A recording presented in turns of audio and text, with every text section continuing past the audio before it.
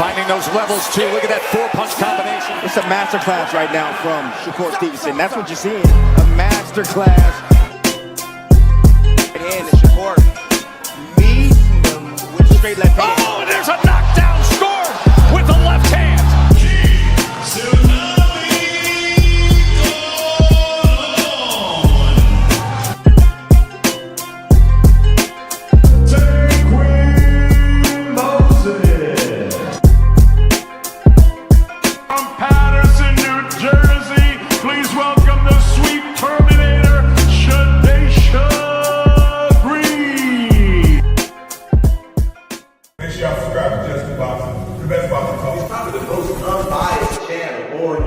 Right now, we're gonna give him his just due. Shout out to my brother Just Due.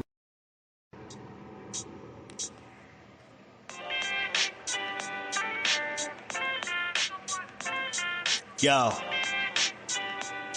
you know the deal. We back again. We never slacking. Word 'em up. Ladies and guys, whether if you drunk or you high, it's time to pay respects to the illest man alive. If you think you got a point, he'll shrink you down to size. And from there it's downhill like a slinky or a slide. Open your eyes, got a deep connection with the rise, so you might see him jump in whenever they go live. Peep it, his channel blowing up now, it's not a secret. With tons of exclusive interviews to listen to. Them other channels I hate, but yo, they missing clues. They start narratives, sip the goose and twist the truth. It don't take a rocket scientist to get the proof. Just click the live at 4 p.m. Eastern time. But when you chime in, make sure you keep it kind. But if cowards want to debate, then it's feasting time. My man Jusdu shine busy all the time. Grind 24/7, 365. Videos he might have 365. My rhyme sick, they make you do a 365. You get a rich if you think you fit to survive. It's Jusdueboxing, time to click the live. Ain't no beginners, if you soft, you ain't down to ride. I crush you, respect too, it's Jusdu. He got the illest boxing show on the internet. The boy been a threat and he ain't even had dinner yet. Word 'em up. Yeah. You know what time it is.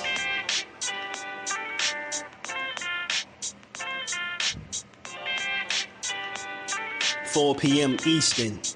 Click the link.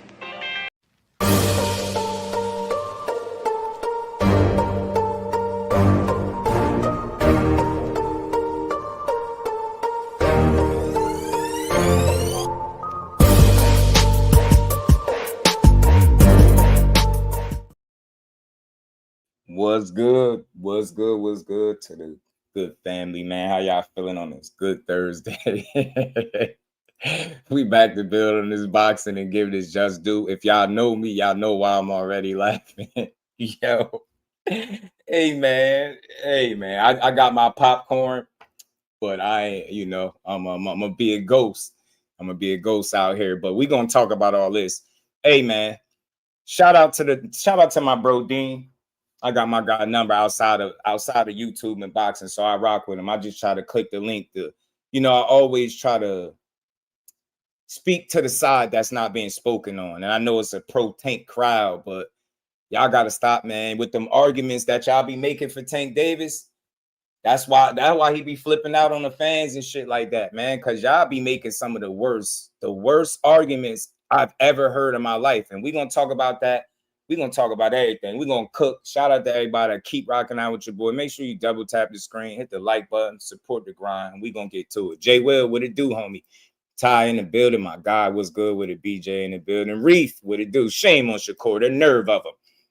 Say, yeah, go. Then my guy, I just want to get to what I was trying to get to. He was kind of explaining everything he meant, and I get it, but nah, we got to talk about it. Cal Cooley, blessings, my bro. How you feeling? Crush, my dog, was good with it. Dean cooking on all burners. Yeah, shout out to my bro. But we gotta cook on it. So look, my link is in my community post. Y'all know where the community post at. I always leave my link there when I go live like this. So y'all always feel free to come up here and have a conversation. I don't do no debating. That shit for the birds. I don't do no arguing. That shit for the birds. I just like to talk logically, rationally, and have fun about this boxing and move on. But I was over there kicking it with my guy Dean, and he was going in about you know, how Shakur was being fake with Tank when they went backstage and they took the picture and, you know, they smiled, and then he went and did an interview and he said, you know, he don't think Tank gonna fight him.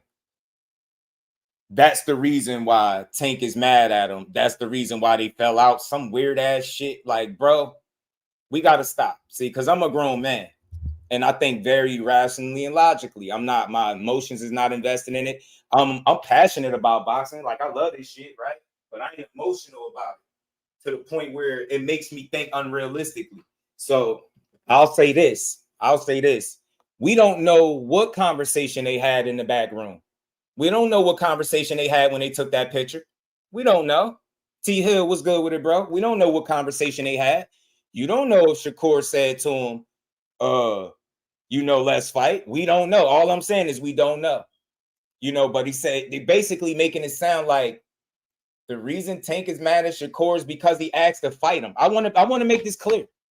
Y'all telling me Face the Boxing is running around here catching attitudes with fighters that want to fight him in his weight class, because that's really what we talking about. I don't give a damn how he said it.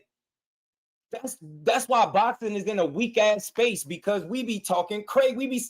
We're really justifying one of the best fights in the world in boxing in our minds not happening because Shakur Stevenson gave his opinion about if he think Tank Davis will fight him or not. Well, look, I'm here to cook. Y'all gonna have to be mad, unsubscribe, do whatever it is you do when you don't hear what you want. I don't even care today. We gonna build. I'm just talking boxing, not personal lives. I'm not tearing nobody down. I'm just talking about how Just Do see it. So this is Just Do version of what I see. If you look at the current climate right now, what's going on, and what Shakur Stevenson said in that little clip where he said he don't think Tank gonna fight him. That's his opinion, bro. You ask him, what was he supposed to get in the media and say? Yeah, man, that's my best friend. Yeah, we ain't gonna fight. He ain't Keyshawn. He already made it clear. The only person he won't fight at 135 pounds was Keyshawn Davis. That's it. Not Abdullah Mason. Y'all keep making up shit.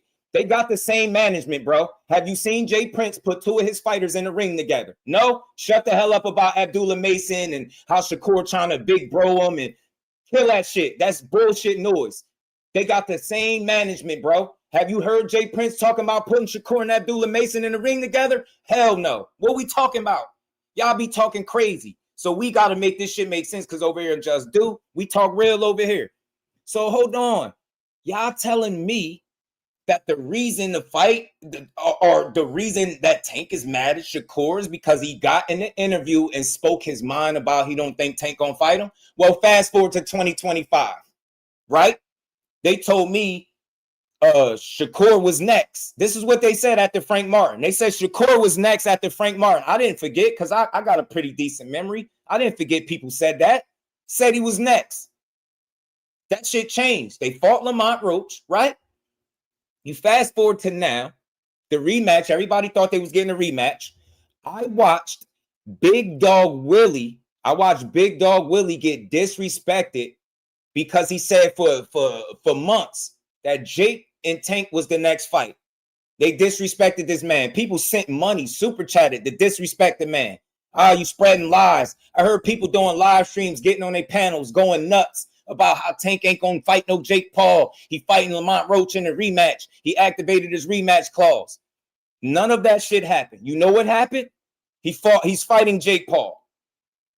So rewind to the interview Shakur done where he said, yo, I don't think he gonna fight me. And fast forward to now and what's going on. Let's use logic here. I'm an advocate. I'm a supporter of Tank Davis. Anybody in here listening to me, you know that. You know it. He get his support from me. I ain't never dragged him. I never will. It's not that deep for me. I support what he doing.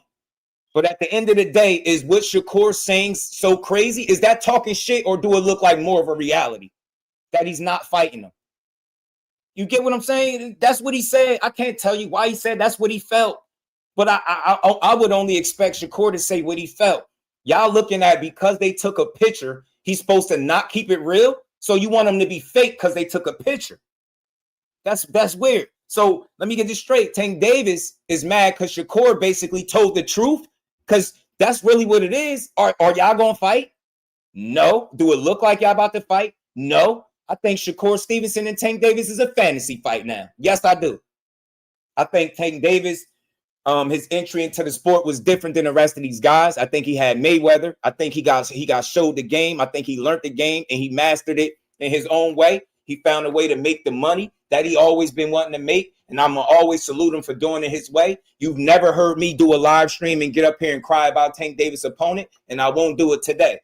But again, y'all were the same ones that's saying, justifying the reason that they're not fighting is because what Shakur said in an interview, that shit look like the truth right now. So y'all think that he's about to go up, fight at a contracted weight of 195 pounds, and then come all the way back down to 135 and fight Shakur Stevenson? Why would he do that? Why? Why would he do that? Why? I said it before. He's been saying it. He's been consistently speaking about retirement. Richardson Hitchins more recently came out and said, yo, he spoke to me in private about retirement. He's serious about retiring. Only reason people are flipping about the Jake Paul shit is because the timing. Y'all crying about what y'all want to see. And y'all know I'm Jersey for life. And y'all know what fight I want to see based on my demo, where I'm at, where I'm located, bro. You know what I want to see. But have you ever heard me get up here and knock Tank Davis for somebody that he fought? Y'all be mad at fighters for speaking their truth. So if Tank is mad that Shakur went out there and said, I don't think he'll fight me, he could change that by beating his ass. That's all I was saying. It's not a right or wrong. It's not wrong for a fighter to speak his opinion. On one end, y'all saying there's not no friends in boxing. And then on the other end, y'all saying Shakur and Tank was friends, but Shakur did him. Would he hurt his fucking feelings? Seriously, bro, what we be talking about? Did he hurt his feelings? Did it hurt his feelings when he told the world, yo, I don't think he'll fight me? Because I'm going to tell you what I think. Listen to what he say every time asked about the fight. I said it before. A hater of Tank is going to make it seem like the reason the fight ain't happening is because he's scared and he ducking. I'm a real one. I said I don't think Gervonta Davis is prioritizing the Shakur Stevenson fight. I don't. Is he scared? No. Is he ducking? No, not on this platform. Not from Just Do. You won't hear that. But it's not. It don't seem like something that he's trying to do. When they asked him the last time he was fighting somebody else, he went in on court. Y'all know it. He don't got no defense. He don't look good. The other ones look better than him. They asked him again more recently. It's a yes or no kind of thing, right? But he can answer the question how he choose, how he see fit, right? But what he do? He went into another drawn out explanation of why he what I'm gonna fight him for. I'm using logic, bro. If every time the fighter that is the A side in the equation is asked about if you want to fight this particular guy, and he gives you an explanation rather than the answer, that's telling me he ain't thinking about fighting him. Now, if you as a fan at home, you want to say he's scared or he ducking, and that makes sense to you, push it. I'm not pushing that weak ass shit. That man been fighting since he's 6, 7 years old. I don't think Tank's scared of a damn thing. You're not going to tell me he's scared to fight a guy his size and he about to go fight Jake Paul. That's 200 plus pounds. You get what I'm saying? The man ain't scared to fight nobody. But y'all got to ask yourselves, bro, are y'all really fans or supporters of his? Are supporters or fans? Because you're making excuses saying the reason the fight ain't happened is because what a fighter said in an interview. Are you serious? Did he hurt your favorite fighter's feelings by telling them the truth? Yeah, this dude ain't trying to fight me. That's Shakur's truth. That's what he believes in his mind. You get what I'm saying? That's what he believes. He's not going to fight him. But could you blame him? Look at today. He didn't negotiate with another 35-pounder. He negotiated with Jake Paul as the B-side. Get that shit out of here, man. Tank is doing it his way. And I said this a long time ago. That's why I'm not knocking him. You're not going to hear me get on here and ain't going to be no Tank Davis slander coming from over here. Not over here because it ain't that deep. I support them all. But y'all really telling me the reason that the fight didn't happen is because one guy went in the interview and said, I don't think he's going to fight me. He ain't going to fight me. You serious, bro? Are you serious? When the right thing to do is not catch an attitude like a girl, like a little kid. I don't even want to say girl, like a little kid. You could beat his ass for the money. I'm not hearing y'all fans saying that. Y'all justifying your favorite fighter not fighting his contemporary because of what he said in the interview. Make it make sense, bro. But in the next breath, you're going to turn around and tell me that Shakur turned down the deal to fight him. Y'all don't know which narrative you want to push. It's dependent on the day. So I found out that his feelings got hurt when Shakur says, because that's his truth. He feel like he ain't going to fight him. And now look who he's going to fight. Jake Paul. Y'all more mad at the thought of Shakur sparring Jake Paul than your favorite fighter fighting him. That speaks volumes. Don't give me that hating ass weird shit. Y'all out here making excuses for one of the best fights in the world not happening. Y'all saying because of what he said in the interview, which is looking more and more like the truth as the days go, as the fights go, Lamont Roach wasn't a 35-pounder. Don't give me that shit. He negotiated with him to make a fight. That's the same way him and Shakur fight gonna happen. There's no other way it could happen. The same way that fight happened, that's the same way this one gonna happen. Negotiations, wanting to fight him, reaching out, communication. Don't tell me that your favorite fighter's feelings got hurt in the interview because Shakur said he wouldn't fight him. But he goes out and tells everybody how Shakur don't got no defense. He looked terrible. He don't block punches, slip punches, none of that. He don't got no offense. When we all know that was a lie. Do I hear y'all on y'all panels going crazy about that? Are y'all going?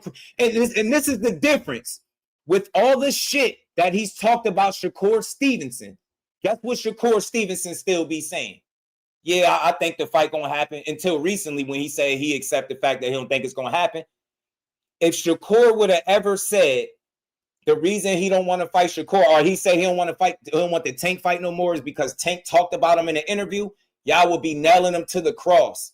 And I'm here to tell you, all of y'all Tank Davis fans, all of yous, if that's your favorite fighter, you shouldn't be justifying him not fighting one of the best fighters in the division because of something said in the interview.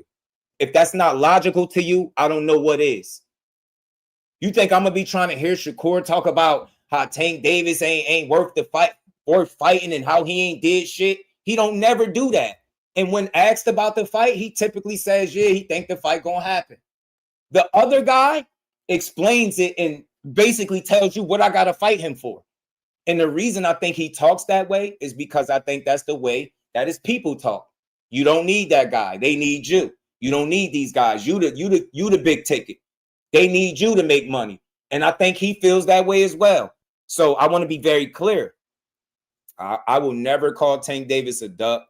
I will never say he's scared. I will never down talk him and call him a prospect, say he ain't accomplished nothing. None of that weird stuff.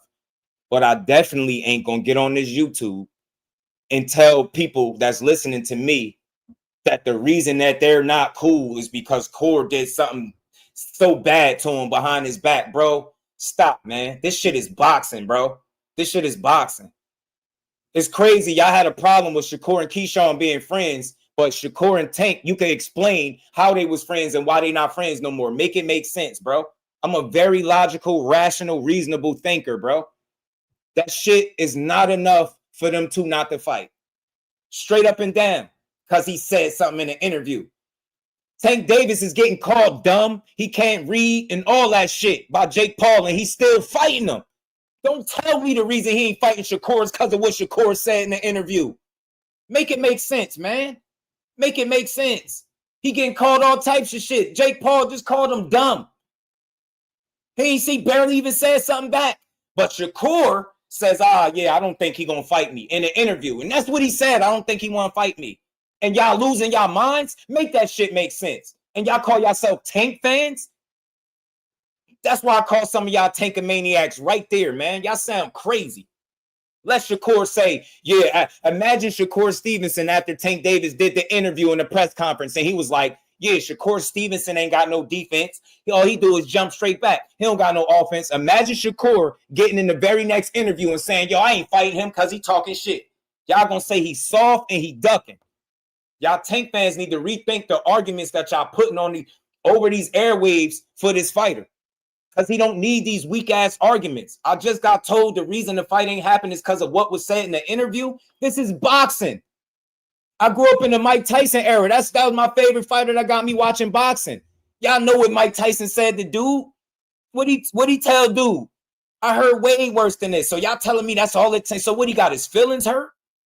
Come on, man. What we talking about? We justifying why great fights not happening. That's all I was trying. I wanted to get that out. I know my bro was cooking and he was on one, but I'm a very logical thinker, bro. Are we saying that the reason fights of this magnitude didn't happen is because somebody went in an interview and spoke their mind? Notice, y'all, he didn't shit on him. He didn't say he's not a good fighter. He just said, I don't think he want to fight me. I don't think he going to fight me. He don't want to fight me. But look at today's current moves. For Frank Martin, Lamont Roach, it's going to be Jake Paul, not Shakur Stevenson. Y'all didn't even get past preliminary talks with him.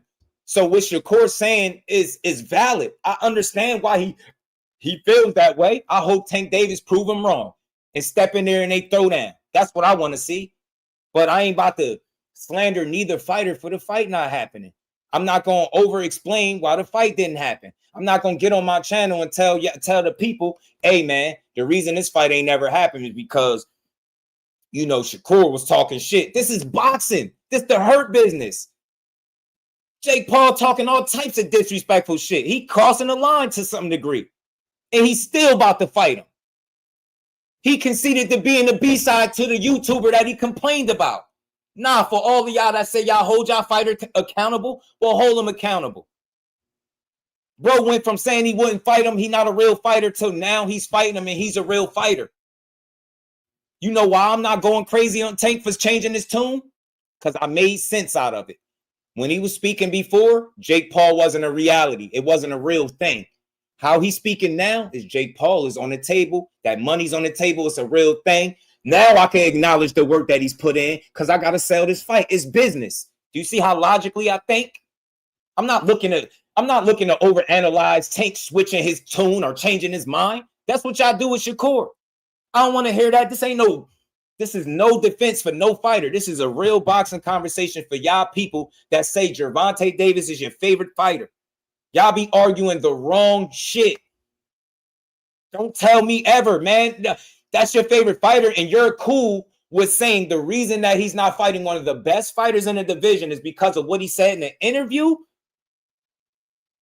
And he out here getting disrespected, getting called dumb and saying he can't read just like Floyd. Like Jake Paul doing all types of disrespect. Nah, man, people got to make it make sense. But nah, y'all, let's be mad at Shakur because Jake Paul put out a statement saying Shakur Stevenson reached out to spar. Ain't like, oh, well, now he's a sellout and he's trying to help somebody beat Tank. And, bro, ain't y'all the same people that told me when Jake Paul said he was fighting Tank next, y'all said he was clout chasing and using his name? Now that he come out and say Shakur hit him up with no confirmation from the other side, now Jake Paul's telling the truth. Do you see how convenient y'all make yourselves?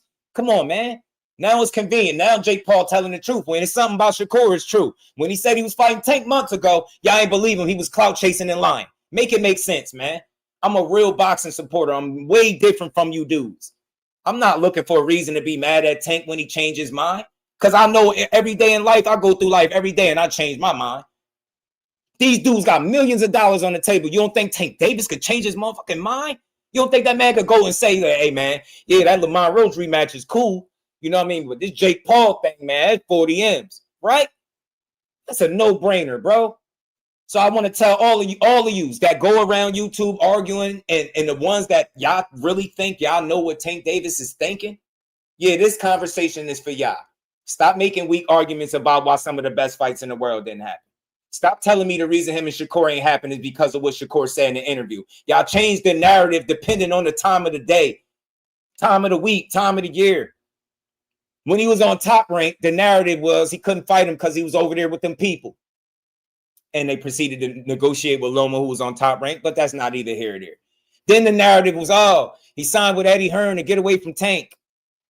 Now, today, I come to find out that the reason the fight didn't happen is because Shakur said he wouldn't fight him in an interview. So let me ask y'all this. If that fight never happens, and you rewind the Shakur Stevenson interview where he said he don't think Tank gonna fight him, Would you be mad at Shakur then? If the fight never happens, who you gonna be mad at? Who you gonna be mad at? I watched Big Dog Willie get disrespected for months saying Jake Paul and Tank was fighting. I watched this shit. I watched it.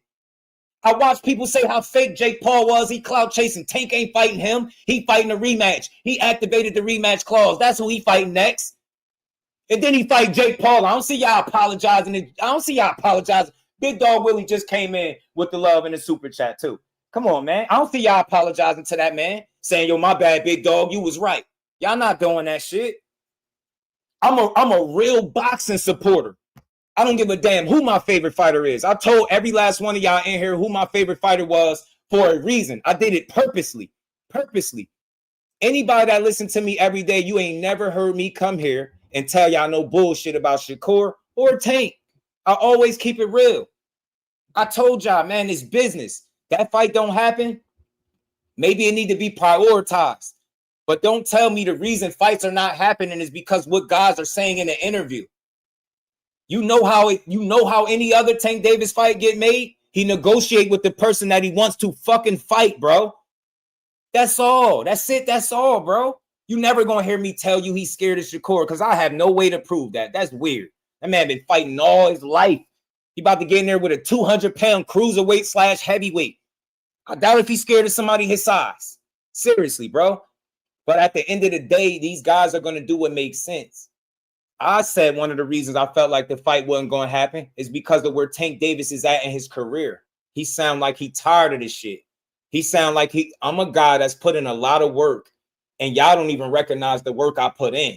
No matter who I fight, y'all still going to say, I should have fought that guy. Why I ain't fight this one? He ducking that one. And he would be right because that's what y'all do. When he told that reporter, hey, man, y'all switch up depending on the performance and how a person look, y'all switch up. He's speaking facts.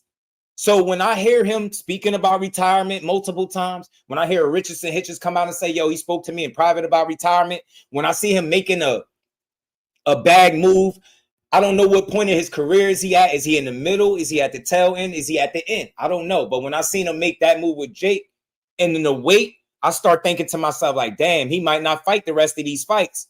But I'm going to be cool with it as a fan because I can't control who he fights. You will never, and I want everybody's 93 people in here. I want y'all all to hear me clearly.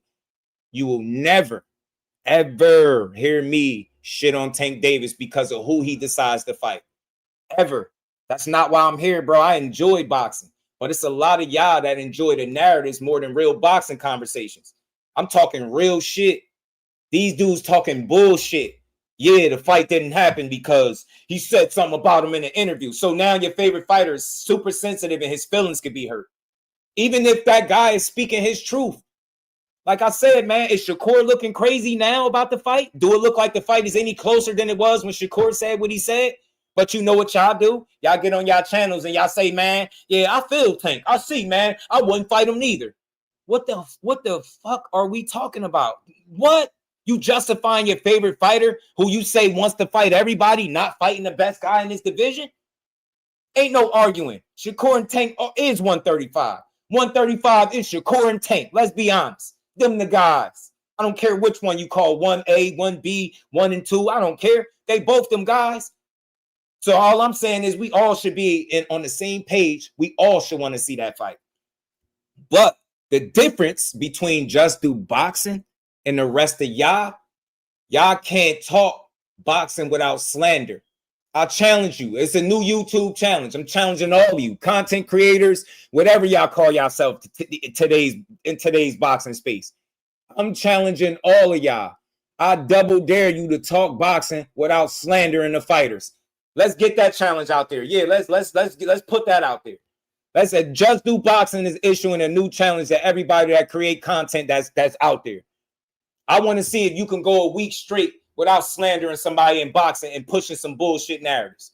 I want to see if you can do it. Can you dudes talk boxing consistently without having to smear somebody or overanalyze these situations?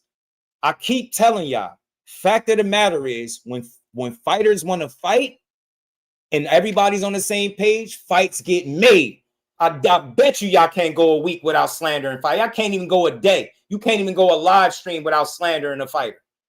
You will never hear me slander Tank Davis because unlike y'all, I really support all these dudes. And I know my support means I can't dictate who they fight no matter how much money I spend when they fight. Silly ass dudes y'all out here talking about, man, he ain't fighting, man. Shakur done hurt his feelings, bro. We gonna cook, man. I just had to get that off. Boxing needs to be supported, not torn down, bro. I'm challenging all of y'all to see if y'all can make boxing content without tearing nobody down and pushing no false narratives. And when you do put something out there, I need you to cite your sources and everything. I bet you dudes can't do that. Stop that bullshit, man. I know a little bit more than y'all. That's why I talk the way I do, because I get to talk to some of them people, man. And y'all don't get to talk to some of them people. Some of them people gonna keep it real, bro. Shakur put Steven Espinoza on blast. He told him straight to his face, you freestyling, bro. You know you ain't never sent no contract. What was all the narratives then for that? Y'all got to stop, bro. Stop. The reason Shakur Stevenson and Tank Davis ain't happen is not nothing to do with nothing said in no interview. It's priority. When has Shakur ever been a priority? Ever. At any point in his career, been a priority. Y'all too busy trying to downplay the talent. That's how I know y'all don't want to see the fight. Y'all don't want to see that shit. Y'all know what time it is. And God, that guy that y'all always saying for them to call, Al Heyman know what time it is too. You heard what Tim Bradley said. Them real ones know, man. Them real ones know. The only ones talking shit on Shakur is the ones that can't fight for real. The ones that's in the business know that's a dangerous fight. The same way we know that Tank is a dangerous fight for him. Them dudes is dogs. Shakur Stevenson is one of the best and smartest fighters in the game. Gervonta Tank Davis is one of the best, smartest, and most athletic fighters in the game. You're not going to ever tell me it's not a person he could get in the ring with and can't beat. And that's the same shit for Shakur. I'll keep it 100. Y'all don't. Y'all pretend to keep it 100. Ain't nobody on YouTube more fair than me. None of you dudes. None of y'all. You will never hear. There's not another guy from New Jersey, because I'm from Jersey. I wear a jersey on my back proudly. There's not another guy from Jersey that rock with Shakur the way I do that give Tank his undeniable credit and praise. I give him that because that's what he deserved. Y'all dudes is weird, man. Y'all weird. Y'all don't want to see fights for real. Man, he done got his feelings hurt in the interview. Now they don't want to fight. Get that shit out of here. Imagine what Tank could say if y'all said that to him. I would love, y'all good at tweeting at Tank, right? Y'all like tweeting at him and tagging him. Won't y'all go tag him and tell him the reason that him and Shakur ain't fought is because Shakur said he won't fight him? That sound like a reason to fight somebody, bro. You telling me the reason that he not fighting him is because he said he not going to fight him? So you going to prove him right and not wrong? What the hell are we talking about? Bro, y'all don't really like boxing, but I do, bro. I love this shit. And we going to keep cooking, man. Appreciate everybody rocking out. Look. Double tap the screen, hit that like button, subscribe to the channel, support the grind. We gonna talk about it. These dudes not real boxing fans. I'm tired of them. Y'all dudes want to jump down these guys' throats. Y'all, you know something wrong with the sport when guys are mad at Shakur for essentially sparring with Jake Paul, but you're not mad at your favorite fighter for fighting him after y'all argue with people and disrespected people like Big Dog Willie saying it wasn't gonna happen. Man, y'all tired, bro. Y'all tired, man. I support real boxing over here, man. Real boxing. The reason that fight ain't happen is because your A-side fighter that y'all love bragging about so much, Shakur Stevenson, is not a priority to him. How did I come up with that conclusion? Because the last 2 or 3 times he was asked about him, he downplayed him as a fighter, period. He made it sound like they ain't even in the same realm of boxing. He sound like, yo, Shakur. He says Shakur need to go to the D League. He says Shakur Stevenson need to be at the D League. That's how bad he is.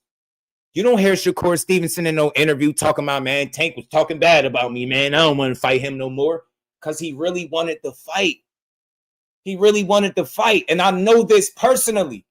I'm not talking. When I say I know for a 1,000,000% fact that Shakur Stevenson wants this fight, I know directly from the horse's fucking mouth that he wants this fight. He not going behind closed doors talking bad on Tank. He just said he didn't think he was going to fight him. And still to this day, did he prove him wrong? So who are you really mad at? Shakur for speaking his truth or Tank for not delivering and making what you said out to be true. Tank to make all of y'all truth tellers by fighting all these guys that y'all said he was going to fight. Y'all told me he was going to fight Shakur next. You told me he was going to fight Keyshawn next. You told me he was going to fight Teofimo next. And guess who he fighting, y'all? Guess. Take a wild guess. Take a wild guess, y'all. Nah, it ain't the guy that Big Dog Willie said he was going to fight for like months. It's not that guy. It's Jake Paul.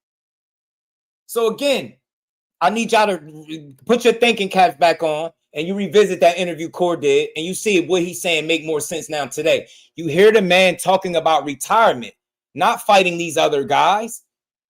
You hear him say he don't got no list. You hear him say he don't care about legacy. You hear him say, I'm not even the face of boxing no more.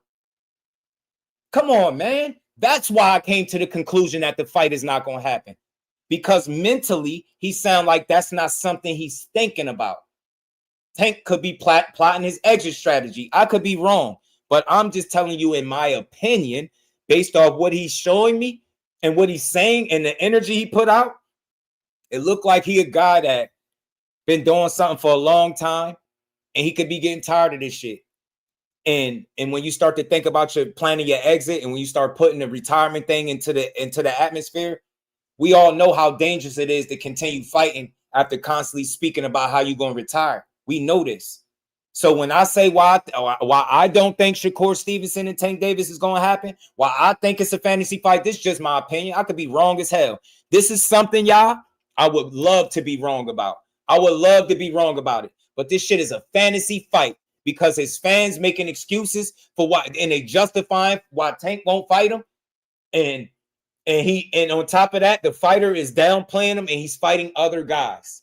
The fact that they haven't had more than a phone call between each other is fucking criminal. So miss me with all that. Tank about to fight Keyshawn, Tio, Shakur. No, he not. He about to fight Jake Paul. And guess what, y'all?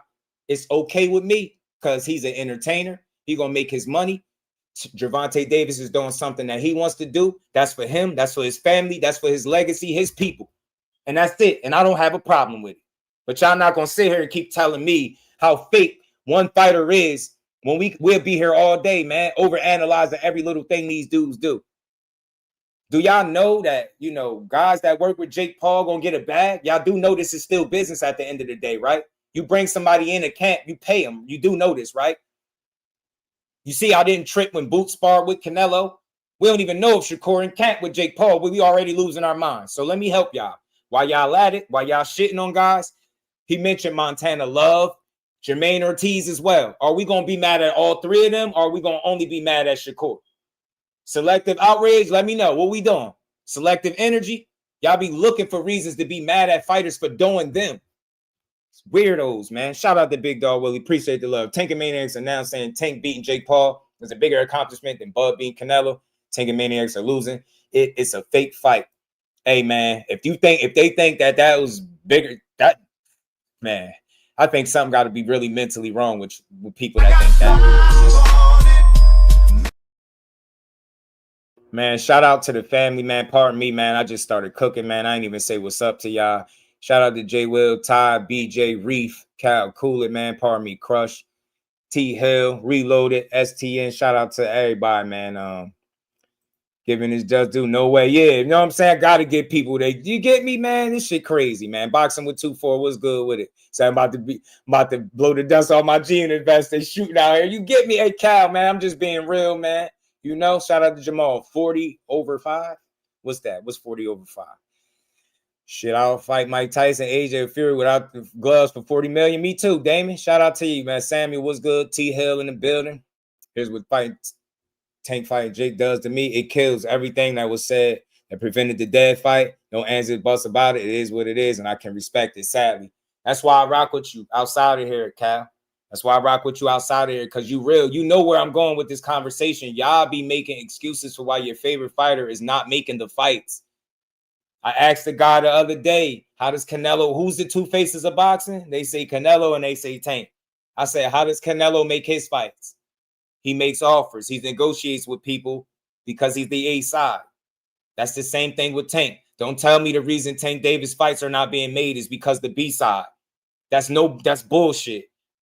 Who turns down a Canelo Alvarez opportunity? Nobody, because they know that could be life-changing. So you telling me if Tank Davis is everybody's biggest bag, they all scared to make money now? Make it make sense, y'all. Rolly wasn't scared to make money. Pitbull Cruz wasn't scared to make money. Lamont Roach wasn't scared to make money. Frank Martin wasn't scared to make money. Hector Garcia wasn't scared to make money. Ryan Garcia wasn't scared to make money. But one of the best absolute fighters in the world is scared to make money, and that's why he won't fight him? Miss me with that garbage, man. Garbage, bro. Garbage, man. Garbito, man. Garbage, man. Shout out to my guy, Poy. Who else, man? Ravens Nation. Shout out to everybody that's rocking with me, man. Kenneth was good with it. Shout out to the Queen Lisa. I see you in the building. Your package should be to you any day now. Appreciate your patience, man, and much love to everybody that's been supporting the grind. We're gonna keep getting to it. Binance TV, what do he say? Your supporters ride a little harder. Nah, man, I'm a real supporter, man. Real supporters just call it how it is and be honest about what's really going on. And these people don't really do that. These dudes, he said, I'm a petition to be #1 on Tank's list if he ain't fighting Shakur. I'm telling you, they out here telling me, hey, behind the hands. I just found out that the reason that fight ain't happening is because of what Shakur said in the public in the interview. That shit sound crazy to me. So the man say you won't fight him in an interview and you get him back by proving him right.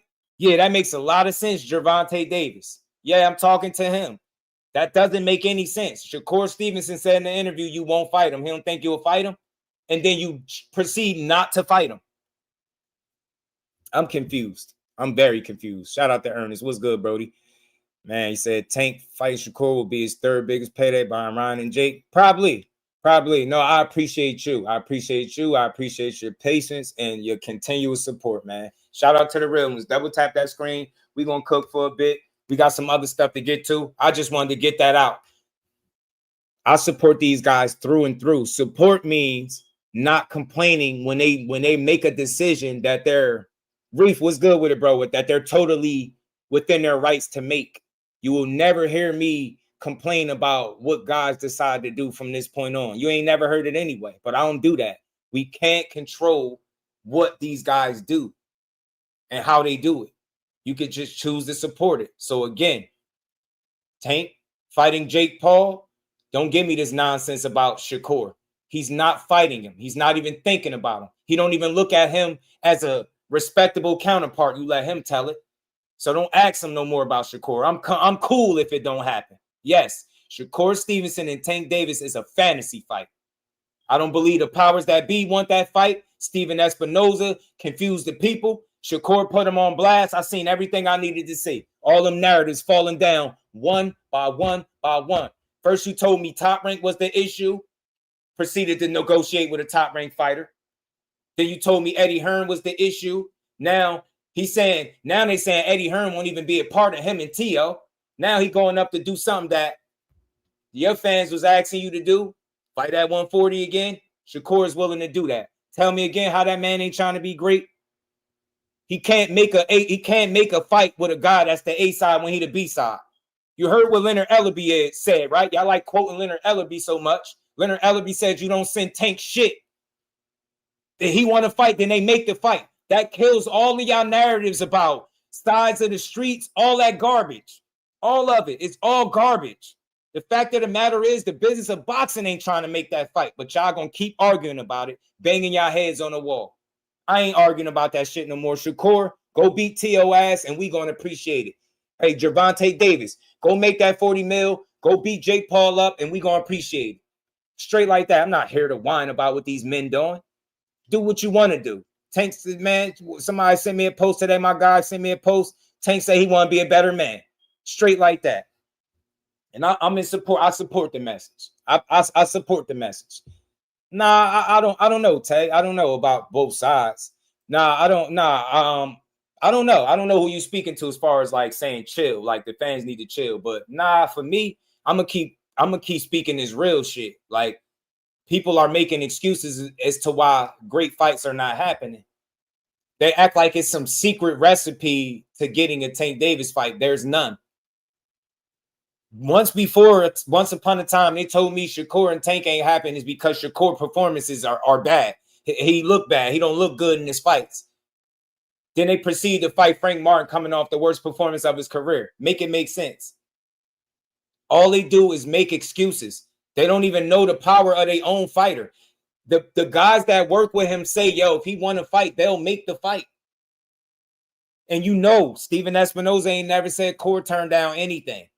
So again, man, for all of y'all pushing that weak narrative, you might as well let it go, bro. This fight ain't happening because it's not a priority. Your favorite fighter ain't thinking about fighting that guy. He's about to fight Jake Paul, not Shakur. Shakur is trying to fight Tio if he ever does that, and that's that. I mean, shout out to the ones that rock with boxing, not narratives and bullshit, bro. Flip stack. Listen, I got to stop you there. Tank is a dog, bro. Tank is a dog, but you never know how much fight a dog has left in him. You never know when enough is enough. You get what I'm saying? Like, it's not going to be no name that he's going to have to get in the ring with to solidify that he's a dog to me. I don't care who he fight for the rest of his career. You get what I'm saying? That man's a dog, bro. You get what I'm saying? He started at 26, went as high as 40. He done had 31 fights. He done slept 28 of them dudes. He's a dog. Nah. A lot of Tank only saying what a lot of these guys think, bro. A lot of these guys don't want to lose. That just makes them human. Flip stack. That don't make him less of a dog. That just make him human, bro. You think that man built his resume and reputation up to the level he got it to just want to lose? You get what I'm saying? So I think you misunderstand when he's saying like he don't want to lose. None of these dudes want to lose. You get what I'm saying? So nah, man, he's a real dog. I'm going to always give him his respect and his just due. But I just hate the narratives that surround the Shakur Stevenson fight. Y'all need to all stop fooling yourself. If that man right now, because y'all said, I was told by Tank Davis supporter that if he want to pull out the Jake Paul fight right now and take Tio from Shakur, he could do it. So right now, if he wanted to pull out the Jake Paul fight and fight Shakur, he could do it. You see how crazy that is? These people say anything. They say anything. They really said he can just take Tio from Shakur. All right, so he can also take Shakur from Tio and leave Jake Paul right where he at in YouTube land. Come on, man. Make it make sense. And real quick, before we get into the content today, because I ain't even get into the shit I'm talking about today yet, let me play this clip for y'all.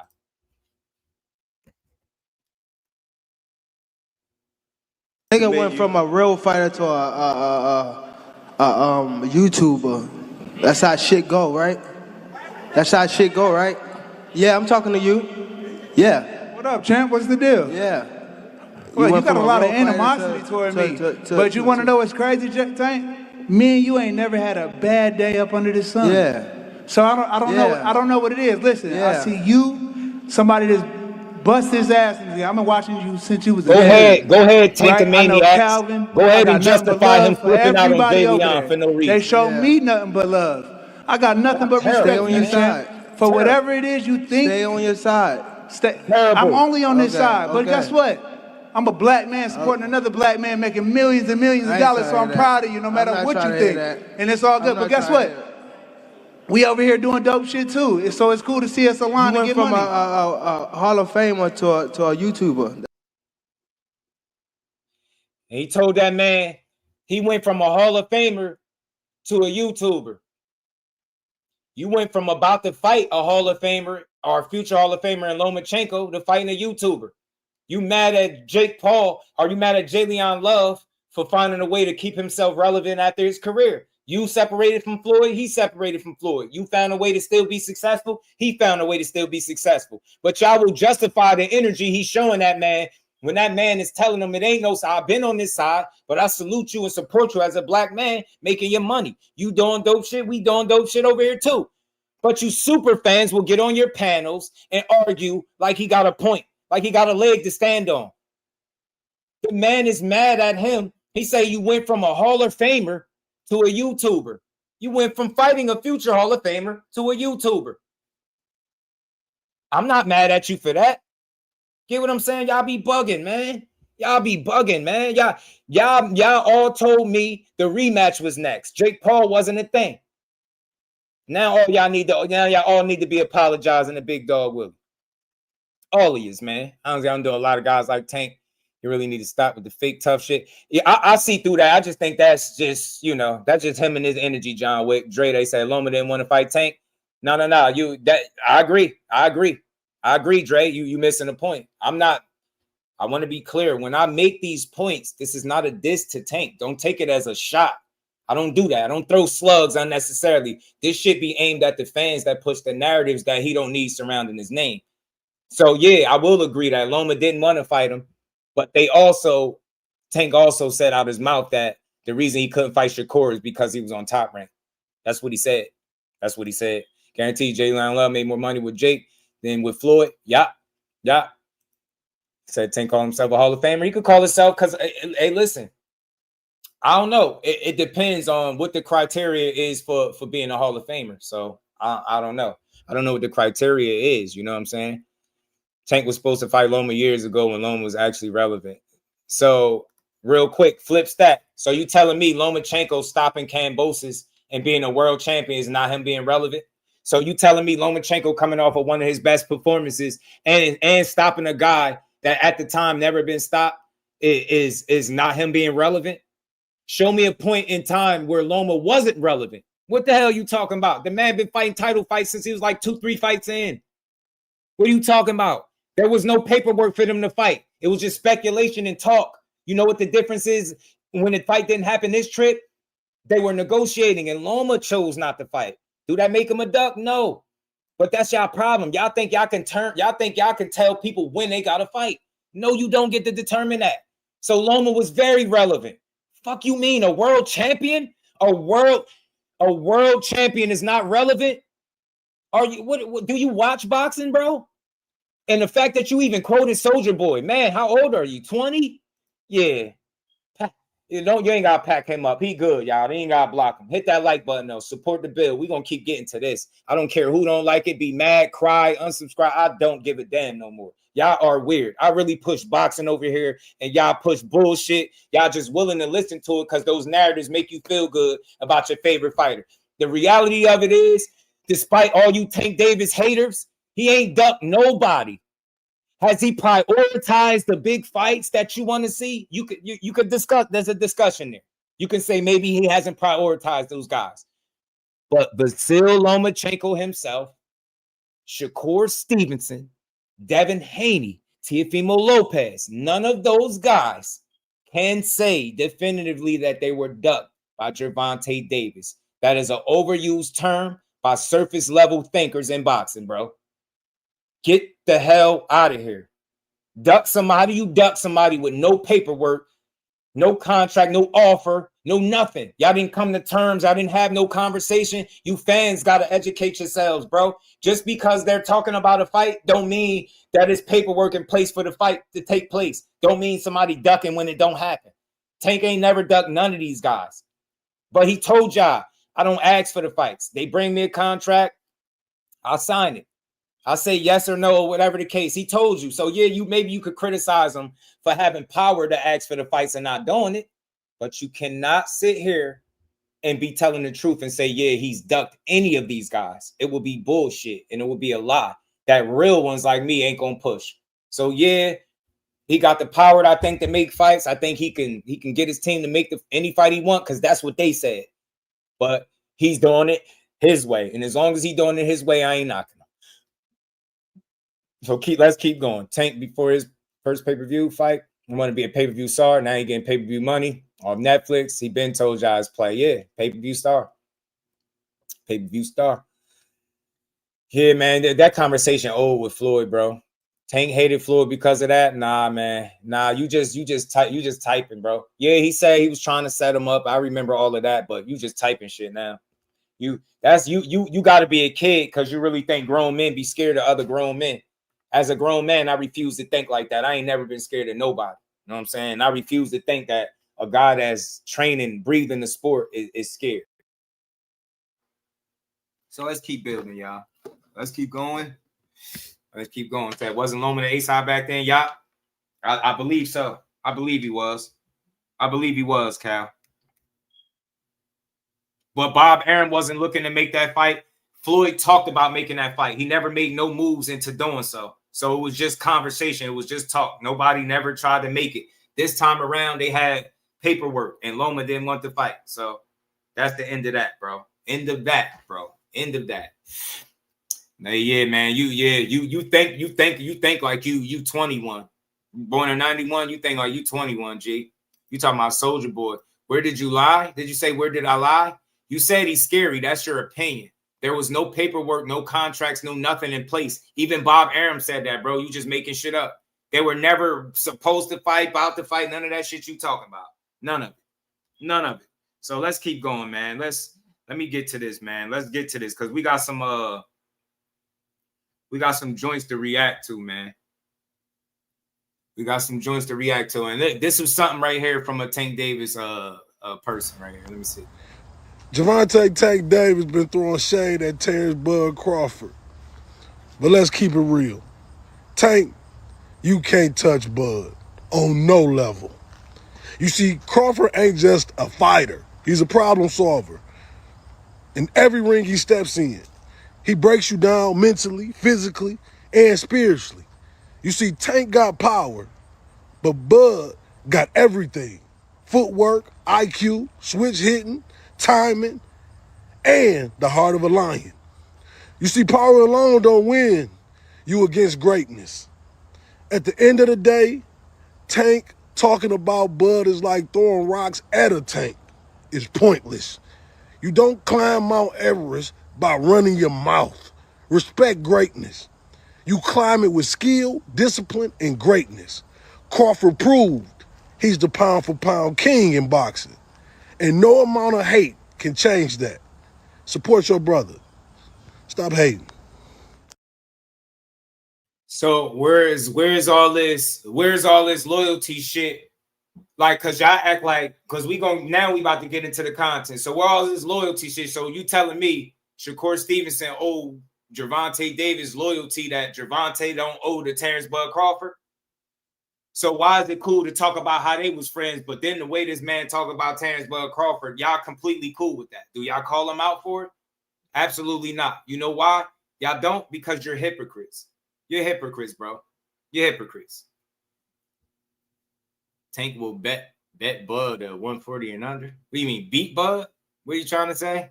Nah, I ain't even about to have that conversation. I just played that for the people that don't keep it consistent. Now we can keep moving. Now let's get into this. So I wanted to get into this conversation. Shout out to Andre Ward and Roy Jones Jr. They had a dope-ass conversation, a really good breakdown about Tank Davis, his legacy, the Jake Paul, and the Tank fight. And I thought it was something that y'all need to hear. Y'all know part of this channel, we like to react to videos and interviews. Whether we did them or not, we're going to react to them. So we about to get into this joint from SOG and, Roy Jones Jr. I want y'all to hear this because this is spoken from a person that really supports boxing. SOG ain't never hated on nobody. He don't got no reason to hate. He's a supporter of these guys, but he spoke some real truths here, some real good truths here. And I think I want y'all to, I know I need y'all to hear this. This was a good one. Fresh 313, Crawford be talking ish about Tank as well. It's not one-sided. Nah, bro, that's not even a conversation for me. 313, Fresh. Not the same. It's not the same, bro. Hold on. Is this the one? Hey, watch this. Watch this though. Hey, 313. Tell me the shit that Terrence Crawford said about Tank. Go. Let me know. Fill me in, because I got, I smoke a lot, bro. My memory ain't the best. Let me know. Tell me. You already know, Damon. We on it. We on it, bro. We on it. So tell me again. Tell me what's the shit that Crawford be saying about Tank. It's not one-sided. Yeah, it just be Crawford. Tell me when you ever seen Crawford just wake up and just say something about Tank. I ain't seen it. I seen him say stuff, but a lot of times he be responding to shit. We gonna get to this though, man. This is a good build from Andre Ward and SOG, man. These dudes, man, is what boxing need, bro. This is a breath of fresh air for boxing, bro. These dudes really be on it, man. They really be on it. Is this it? Dang, my bad, y'all. I gotta start labeling my stuff. He said he beat women. Why did he say that? Why did he say that, Tay? He just woke up one day and said that for no reason. Arena presented by Underdog. Whoa, whoa. Now, this a different one. Did he wake up one day and just say that for no reason, or was words said about him? All I heard Buzz say is, "I just don't like that dude." Shout out to my guy Cal. He don't just wait. Never one time has he ever woke up and just spoke about Tank. Terrence Bud Crawford don't even be tweeting like that. That's cap, as y'all young kids like to say, right? Y'all like to call everything cap. Well, that's cap, as the young kids like to call it. Cappery. That's cappery. Seemed like when it happened and Tank responded, mentioned his baby mama. Nah, he ain't never just woke up. Tay, see, you probably don't remember. He ain't never just wake up. We two Hall of Famers. He ain't never just wake up and go take a shot at Tank ever. Let's get to this though. Yeah, nah. What I'm saying is, Tay, you don't have to speak for those people because you ain't one of them, bro. You get what I'm saying? When you be hearing me making these comments, it's at the super fans of these guys. They'll call out every other fighter but their favorite. That's the only reason I brought that up. It's not that big a deal, but I hate when they always go personal. But look, check this out. Let's get to this. Double tap the screen. Let's get to this build, man. Andre Ward and SOG had a great conversation about, a Jake Paul and Tank fight. He spoke about his legacy and different things like that. And I think it's some stuff that people live here, so that's really about it, So let's talk that's gonna happen. Before we came on, long one, by the way, y'all. We were talking about. Long, I said, man, I gotta give me some land. Yep. I know you got you on the 80 acres, and I'm in a sub. To get right to when they was talking about it, man. Let me get to it. Forget to check out all that DraftKings has to offer and use. And I try my best, bro. That's why my fight Tay is giving boxing his just due. And I do that every single time I'm up here. I make sure of it. Like, I live by that. You get what I'm saying? Hell no, they ain't Charleston like Daryl. That's Roy Jones. They disrespect. I'm telling Chant too, Daryl. Don't worry. I'm gonna let Chant know. So quite naturally, yeah, I want to see what that's like. I want to see what it was like back then. Like I just told you, a lot of times exhibitions gives us an insight of what. My bad. Nah, you forget to check out all that DraftKings has to offer. Sense to me on your takes on the exhibition. That makes sense to me.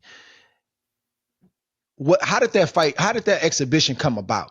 Because everybody's minding their own business in their 50s, and all of a sudden the phone rings. So how did that exhibition come about with y'all? They called me. They said Mike wants to do an exhibition, but he needs a dance partner. Would you dance with him? I wanted to fight him when I won the heavyweight title anyway.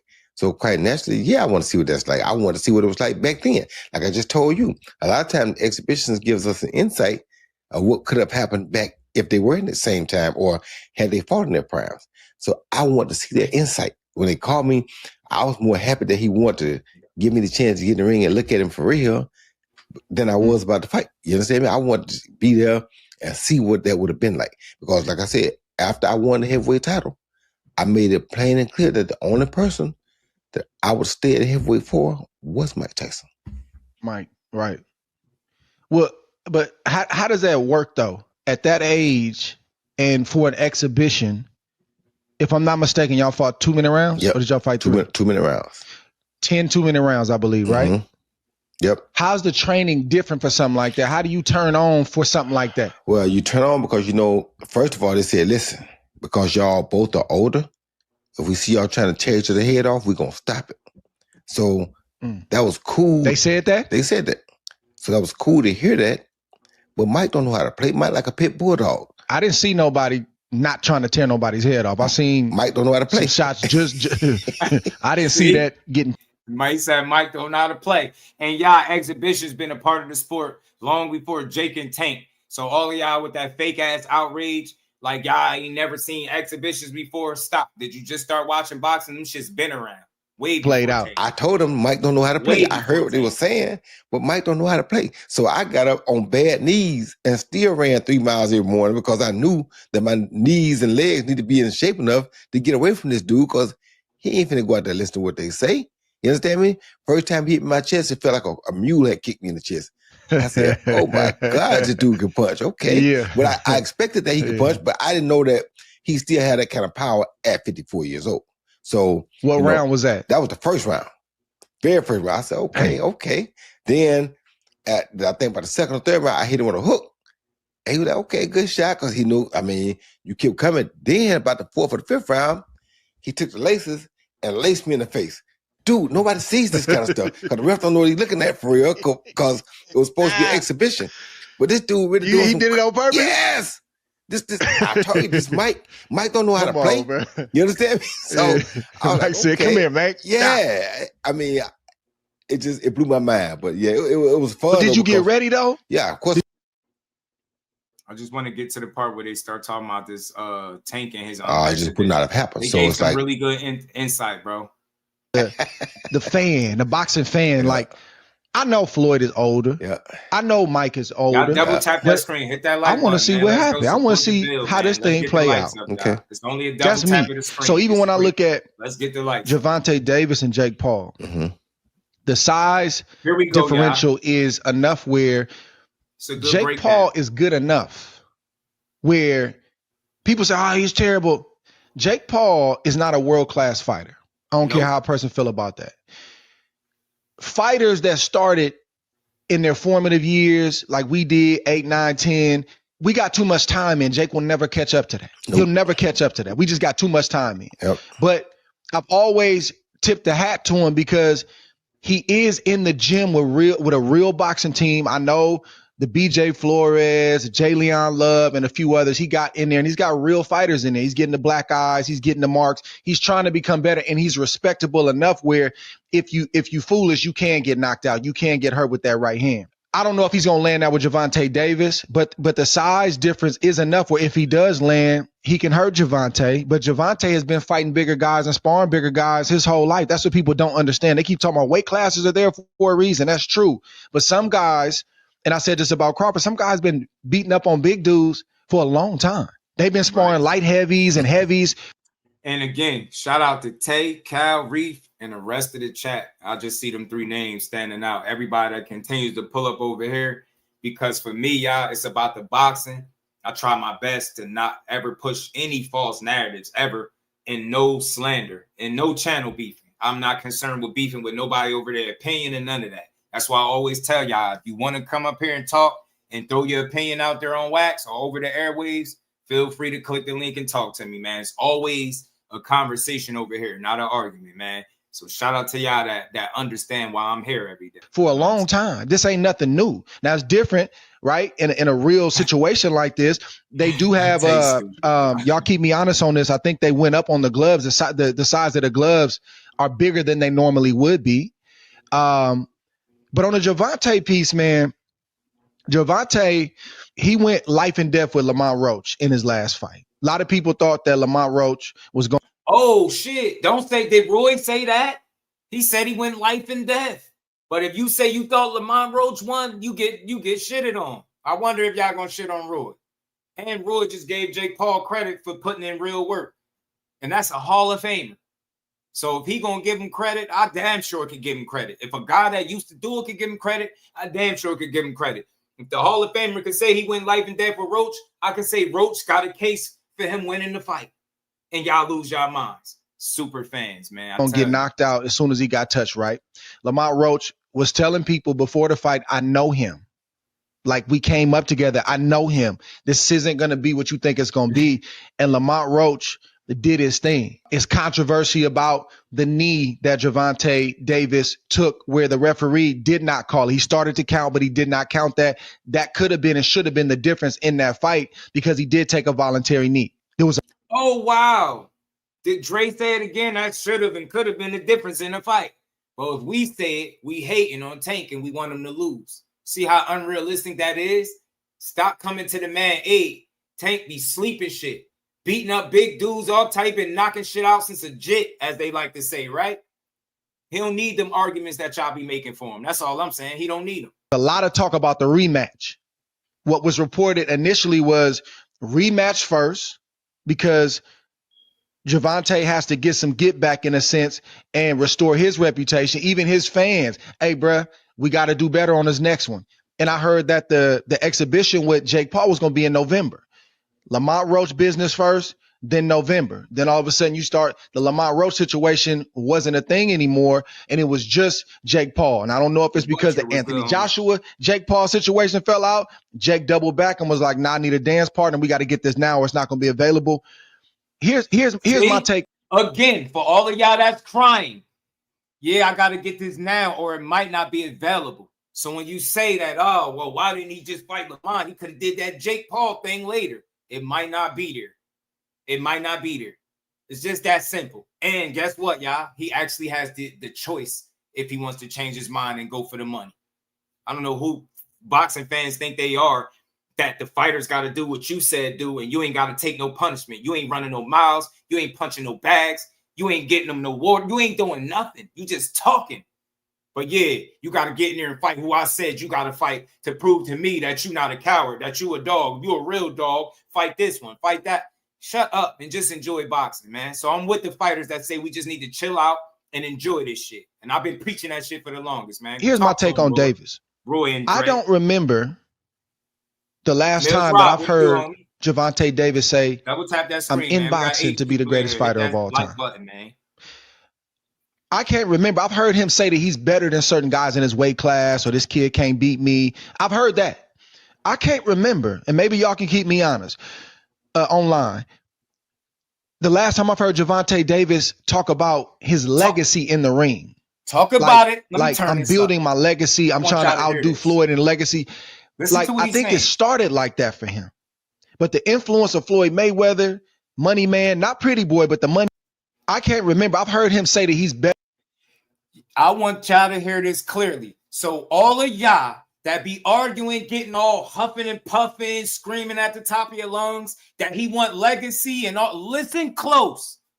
Because apparently Gervonta Davis saying it out of his own mouth, he don't care about legacy, is not enough for y'all to understand that he don't care about what you care about at home. So listen to Andre Ward say it. Better than certain guys in his weight class, or this kid can't beat me. I've heard that. I can't remember, and maybe y'all can keep me honest online. The last time I've heard Gervonta Davis talk about his legacy in the ring, like I'm building my legacy. I'm trying to outdo Floyd in legacy. Like, I think it started like that for him. But the influence of Floyd Mayweather, Money Man, not Pretty Boy, but the Money Man, and building your brand and selling tickets and selling pay-per-views and becoming a household name, that's also a legacy. You got the legacy in the ring, and you got the legacy in terms of how you sold. I believe Gervonta Davis is more. Did he say what Jusdueboxing been saying for the longest? Didn't I tell y'all that? I've been saying this for the longest. Y'all looking at what his legacy gonna read in terms of opponents and who he fought, but it's more to your legacy than that. Ticket sales, how you put people, how you was an attraction, the money you made, how you was able to affect people with the money that you made, how you was able to, effectively make changes in the sport of boxing with what you was able to do. I've been telling y'all that. That's why I don't complain about this quote unquote legacy that y'all fans be arguing about, because he don't care. His legacy gonna read something different. Yeah, it might not be Gervonta Davis was the best boxer that ever lived. It might not be that, but he gonna have a legacy whether you like it or not. Whether you like it or not, his legacy is gonna read something. It might not read what you saying, or what you expected to read or what you wanted to, but it's gonna read something, bro. They always want the money, man. Hey James, bro, they all prize fighters, bro. They all prize fighters. What he did? He said Tank never said that. What he did say is he don't care about belts. Oh yeah, you legacy in the ring. Like, put your ears on. I'm building my legacy. I'm trying to outdo Floyd in legacy. Like, I think it started like that for him. But the influence of Floyd Mayweather, Money Man. Talk to him, James. That's part of his legacy, though. You telling me his legacy can't read how many people he helped with the money that he made from the sport that he took up, that he risked his life doing? Come on, man. Y'all thinking too small, man. Because the only reason that people are stuck on his legacy crap is because they think that their opinions of him matter when he lays down at night, and it don't. I keep telling y'all. So while you arguing about who he didn't fight and you thinking he's scary and he a duck, he's cashing checks with the people that he actually did fight. Or he's clearing checks and spending money that he's made from the people that he actually did fight. Come on, man. It's more, legacy ain't got to just be who you fought. Come on, man. man, not pretty boy, but the money man, and Talk building about it, your brand and selling. Man, this not pretty boy, but the money man. And this need to be heard, bro. Here's my take. Here's my take on Davis. I don't remember the last time that I've heard Gervonta Davis say, "I'm in boxing to be the greatest fighter of all time." Mm-hmm. I can't remember. I've heard him say that he's better than certain guys in his weight class, or this kid can't beat me. I've heard that. I can't remember, and maybe y'all can keep me honest online. The last time I've heard Gervonta Davis talk about his legacy in the ring, like I'm building my legacy. I'm trying to outdo Floyd in legacy. Like I think it started like that for him. But the influence of Floyd Mayweather, money man, not pretty boy, but the money man, and building your brand and selling tickets and selling pay-per-views and becoming a household name, that's also a legacy. You got the legacy in the ring and you got the legacy in terms of how you sold. I believe Gervonta Davis. I've been saying this the longest. Y'all been hearing me say it. Y'all just stuck on he got to have a certain name on his resume for his legacy to read something good. No, it don't. I told y'all got to strip him. Y'all got to rewind all the way when he ain't had nothing. Gervonta Davis beat so many odds. There's not going to be a single Baltimore native that can walk up to that man and tell him he is not a success story. I got news for y'all. Him not fighting Shakur, Teal, Devin, or any other name you want doesn't change the fact that he's put in work and that he solidified himself. None of that. He's still going to have a successful career without fighting any of those guys. I got news for y'all. Yeah, the legacy of Reed even better if he fought him and actually beat these guys, or at least fought them. But if he don't care, why should I? I'm not tripping, bro. Tank he on a mission, and he on a mission to change his situation and the people around him. And I said that before. I don't know him. I don't act like I know him. I don't know how he think. I don't act like I know how he think. But I think this shit is for him. This shit is for him. And that's why he like, man, just shut up and be a fan, bro. This shit is for him. This is more focused on selling tickets and making money and securing his future for himself and his family. He said it out of his own mouth. I ain't got nothing else to prove. Well, depends on what your goal is. It depends on what you're trying to do. If you're trying to be one of the greatest fighters of all time, it's still a whole lot to prove. My point is, Roy, I don't think should everybody hold this man to the standard that they hold him to and say, you not fighting nobody. Yeah, you making money, but you ain't really fought nobody. If he don't even care about that, that's not even something that he's really focused on. If his main focus is the money, and his main focus is getting out of boxing without getting hurt and retiring on his own terms, shouldn't his fan base and other people get on board with that? If that's not even his goal, how can we hold him to something like that if he don't even hold himself to that? They definitely should get on board.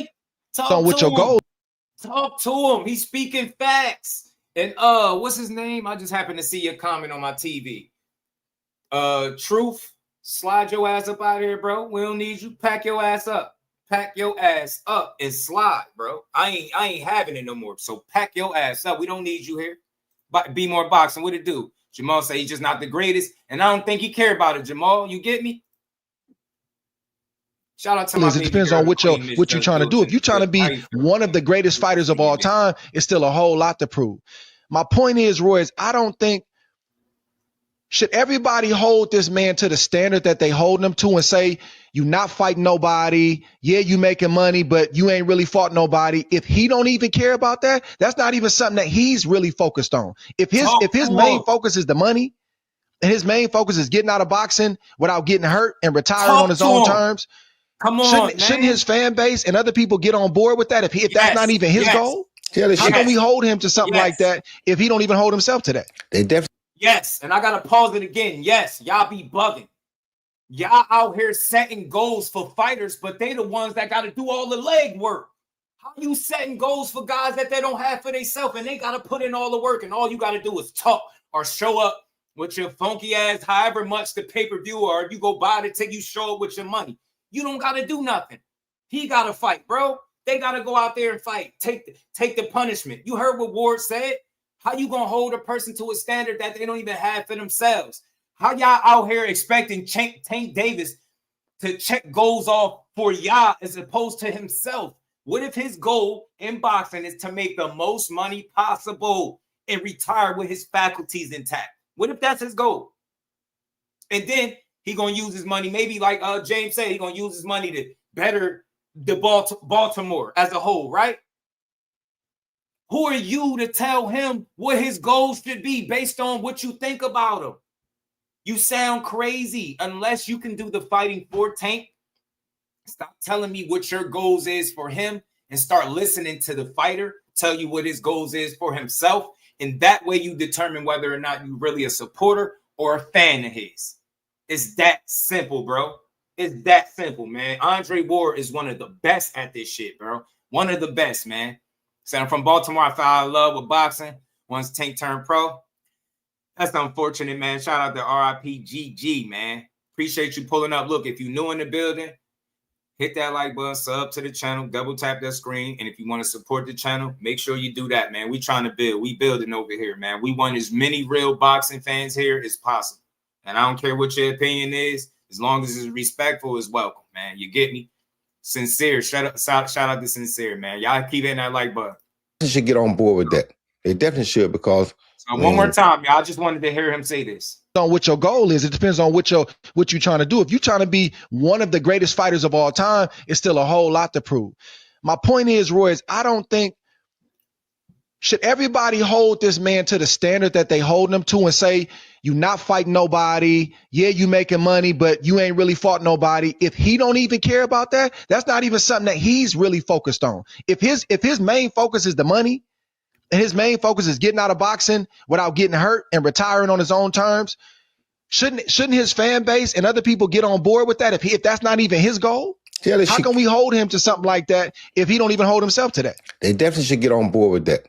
They definitely should, because, I mean, his mentor did basically the same thing, so why can't Facts. They talking, you know what I'm saying? Shit. He made more money than anybody. He was smarter than everybody. He didn't take too many stupid risks. That's what he did, and it worked for him, and people okay with that and accepting it, so why can't Tank do it? Tank can do the same thing the mentor did. That's what the mentor is for, to teach you how to do this thing the smart way and not get you hurt.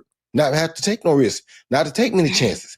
So if that's what you learn, if that's the easy way out, why not do that? But y'all gave him credit for it, so why y'all can't give him credit for it? He can do the same thing that this guy did. Everybody had their own mentors, their own pound for pounds, their own people they want to be like. If he want to be like that guy that y'all say is great and was one of the best ever, why can't he do it? So I'm cool with whatever he say he want to do. In my old day, no. That wouldn't work for me, because that's not how I work, but that's not how I grew up. That's not how my mentors grew up. But he is dead, and that's what he saw, and it got him paid. So nowadays, most guys just want to get paid. They ain't really interested in all the legacy and the being the best at their weight division or being the best. They ain't interested in that no more. So with that interest being thrown to the wolves now, all this kind of stuff is cool, because if your fan base is cool with it, then it is. And if the fan base ain't cool with it, if he make 50 to 100 million fight Jake Paul, they'll be cool with it, because they cool with you making money. That's what the fan bases are on now. They have put you just making money being good. Back in our day, they won't be cool with that. This is one of the best conversations. This is one of the best takes that I've ever heard on anything concerning Jake Paul and Tank Davis, bro. Did you hear Roy? These are Hall of Famers, bro. I'm trying to point something out to y'all. These Hall of Famers understand it, what Tank is doing. They saying the shit that I've been saying, and this episode just dropped, so y'all know I've been talking this shit. Y'all know I've been talking it. They talking real shit. These are two Hall of Famers. Do you hear either of them talking about how Tank Davis is a coward, how he not really a dog because he don't do it, because he ain't moving how Roy said he moved when he was boxing? Roy said, I understand it. He was bred and brought up by Mayweather. I've been telling y'all this. He was showed something different. You think Mayweather was preaching, hey, Tank Davis, man, we got to be undisputed, man. Legacy, man, you got to fight the greatest. You got to be the greatest fighter ever. He said, Tank, we going to get this money. And y'all all know that's what he said. That's what he told him. And did he lie to him? No, they got that money, bro. That's what that was about. He accomplishing his goals. The problem and the confusion, people have set their own goals for Tank Davis based on how they feel like they support him. And because they buy his tickets or go to his fights or order the pay-per-views, they feel like they have a say-so on who he steps in the ring with next. I'm here to tell you, I don't care if you bought every single fight, went to every single fight, and you about to be at the Jake Paul fight. You still do not have no say on who he fights. I know that's the unfortunate part, but we, like I said the other day, we don't trip when our teams play the same teams over and over in football, basketball, whatever other team sport we like. We watch that shit year after year, right? It's no different, man. These guys are going to do what's best for them and nothing more, none less. PJ's Big Dog, what it do? Shout out to TNT Car Detailing Services, man. Shout out to you, TNT, man. Y'all hit the like button, subscribe to the channel if you know. We're going to keep playing this. I just wanted to get boxing and just do how I always because you want to be the best of the division or the best of your era. They didn't think you fought for just money or just fame for being rich. Now you fighting for fame just to be rich. That's how the game has changed. There's been a drastic shift. It's a shift, for we sure. don't care about being the GOAT in our weight class. We don't care about being a GOAT 10 years down, 20 years down the line. We don't care about that no more. And that's what people don't understand when I say stuff. This is the kind of stuff I'm talking about. Right now, I understand. I'm not on air, and I know why I'm not on air. If somebody come in and say, hey, we're going to get rid of all these belts, make one title and do this, that takes away the history of all the hard things you and I work for, right? Appreciate you. Shout out to everybody that subbed to the channel. All the new subs, man. Feel free to let me know what y'all thoughts on this. Over here, I'm just trying to get boxing the just due that it deserves. All this crying about who people fight is a waste of air.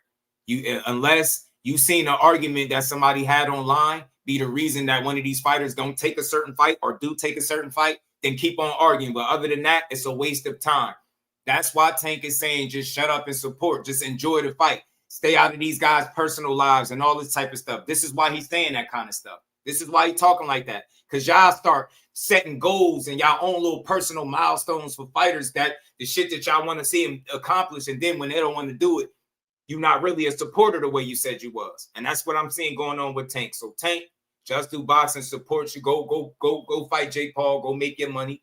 And if you don't want to chase the greatness that these people have in store for you or in their minds, then you well within your rights to do it. Hey, look, I ain't tripping. My favorite fighter, in my opinion, I think he wants to chase greatness. Certain fighters do, certain fighters don't. Certain fighters care, certain fighters don't. Tank has been in a much different situation where he ain't had to care about belts, call-outs, and different things like that. That's not the case for the Shakur Stevensons, the Devin Haney's. These guys got to move differently. They don't have what Tank has. Whatever that is, they don't have that. So they got to move differently. They got to go down. They got to chase some belts, chase legacy and shit like that. Because without it, they're going to always be overlooked. It's just that simple, bro. Let's keep going. Let's play the rest of this. It's a little bit more of this left, and we're going to keep it pushing, y'all. And we're not going to just sit there quietly and say, get rid of the IBF, get rid of the WBA, get rid of the WBC, get rid of the WBO. We're not going to go for that because that takes out all the stuff we worked so hard and so diligently to do. Y'all trying to erase that. So y'all don't want to put me on the air because y'all know I'm not going to be for that. I'm going to argue against it, which is cool. I'm not mad about it. I'm cool with that because I am going to stand on my two when it comes to me talking about me being a world champ. I want to be like Muhammad Ali. You understand me? I'm not going to. And I'll say this, TNT. Tank Davis, guys, has a really, really good chance at beating anybody that he steps in the ring with. And more times than not, if he stepped in there with most of these guys that we throw his name in the hat with, I would be picking him to beat these guys. There's not a single guy that they throw his name in the hat with that I don't think he has a really good chance at beating.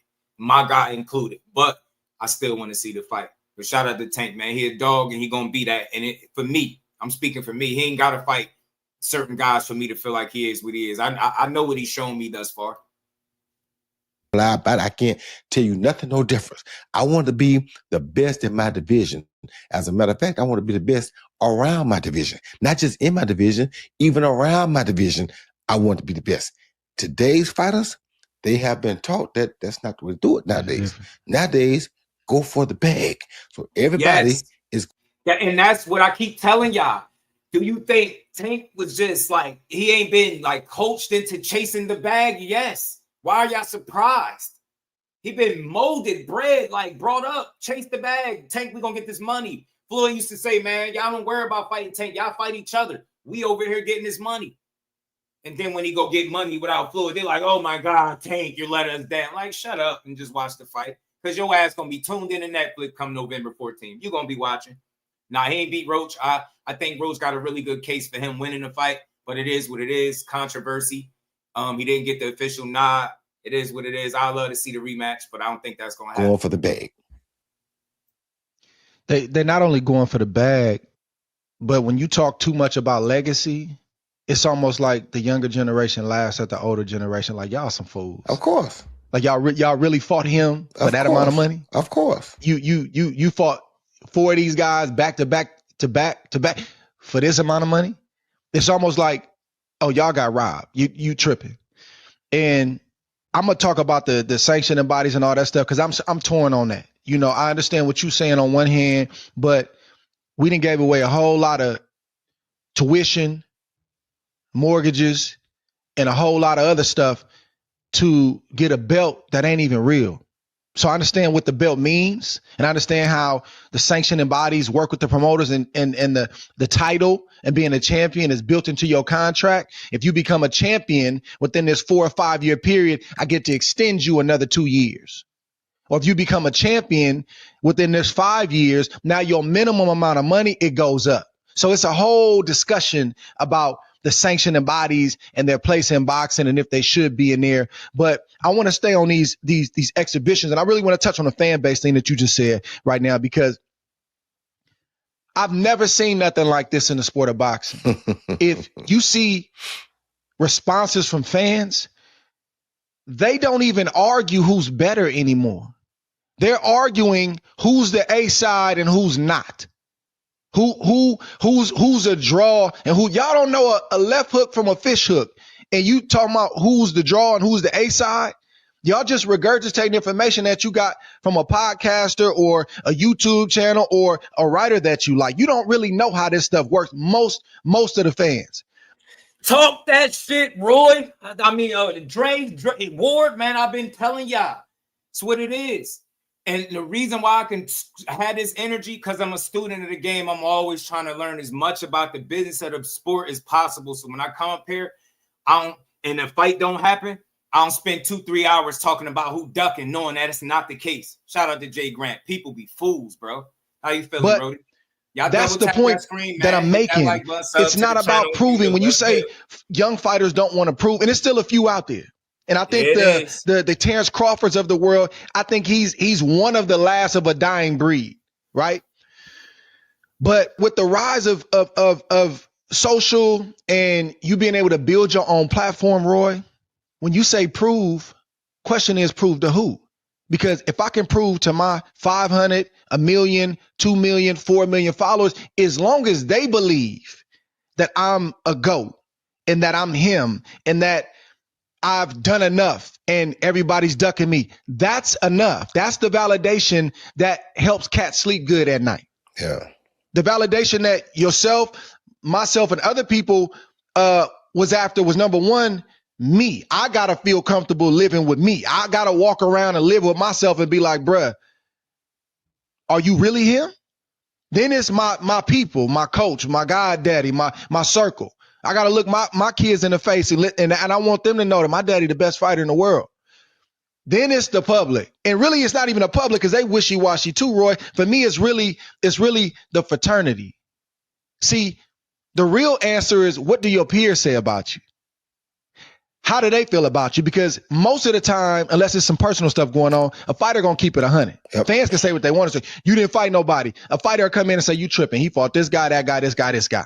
So it's just, brother, the validation is from the fan base. The validation is from your followers. As long as they feel like you the guy, that's enough.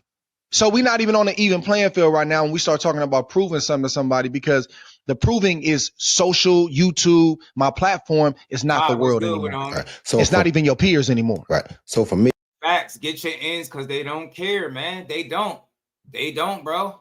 Shout out to TNT Car. I appreciate you. Shout out to anybody that's rocking with the channel. Over here, we get boxing is just do. If you want to come up, join the conversation, click the link in the community post, and we gonna build. Who can draw the crowds? Yeah, man. Yeah. I think at the end of the day, though, it's all about doing it your way and being able to make peace with that, right? And that's what I've always said. If a guy is going to go out there and do something his way, it's a deep amount of respect I'm going to have for that, because anytime somebody does something that people can't understand, they get heavily criticized for it. Right now, a lot of people, even though It's obvious why he would take a fight with Jake Paul. They trying to act like they don't understand and they being fake outraged over it. It's not that deep. Tank, go get that money and let these fans complain, because when you retire and you're no longer in the sport of boxing, they're going to move on to the next dude, or it don't matter who you fight. You was about to fight Loma. They complained and said you was just trying to fight him because he old. So miss me with that shit. That's why if you Tank Davis, you're going to do what you got to do for you, man. And the real ones are going to understand it, respect it, and they're going to support you. It's that simple.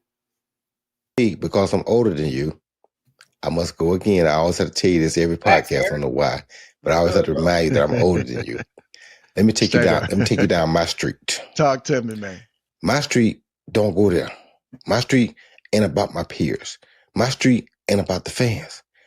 My street, to be honest with you, my street starts with God, the creator, and what he gave me and what I'm supposed to do with what the creator gave me. That's where mine start from.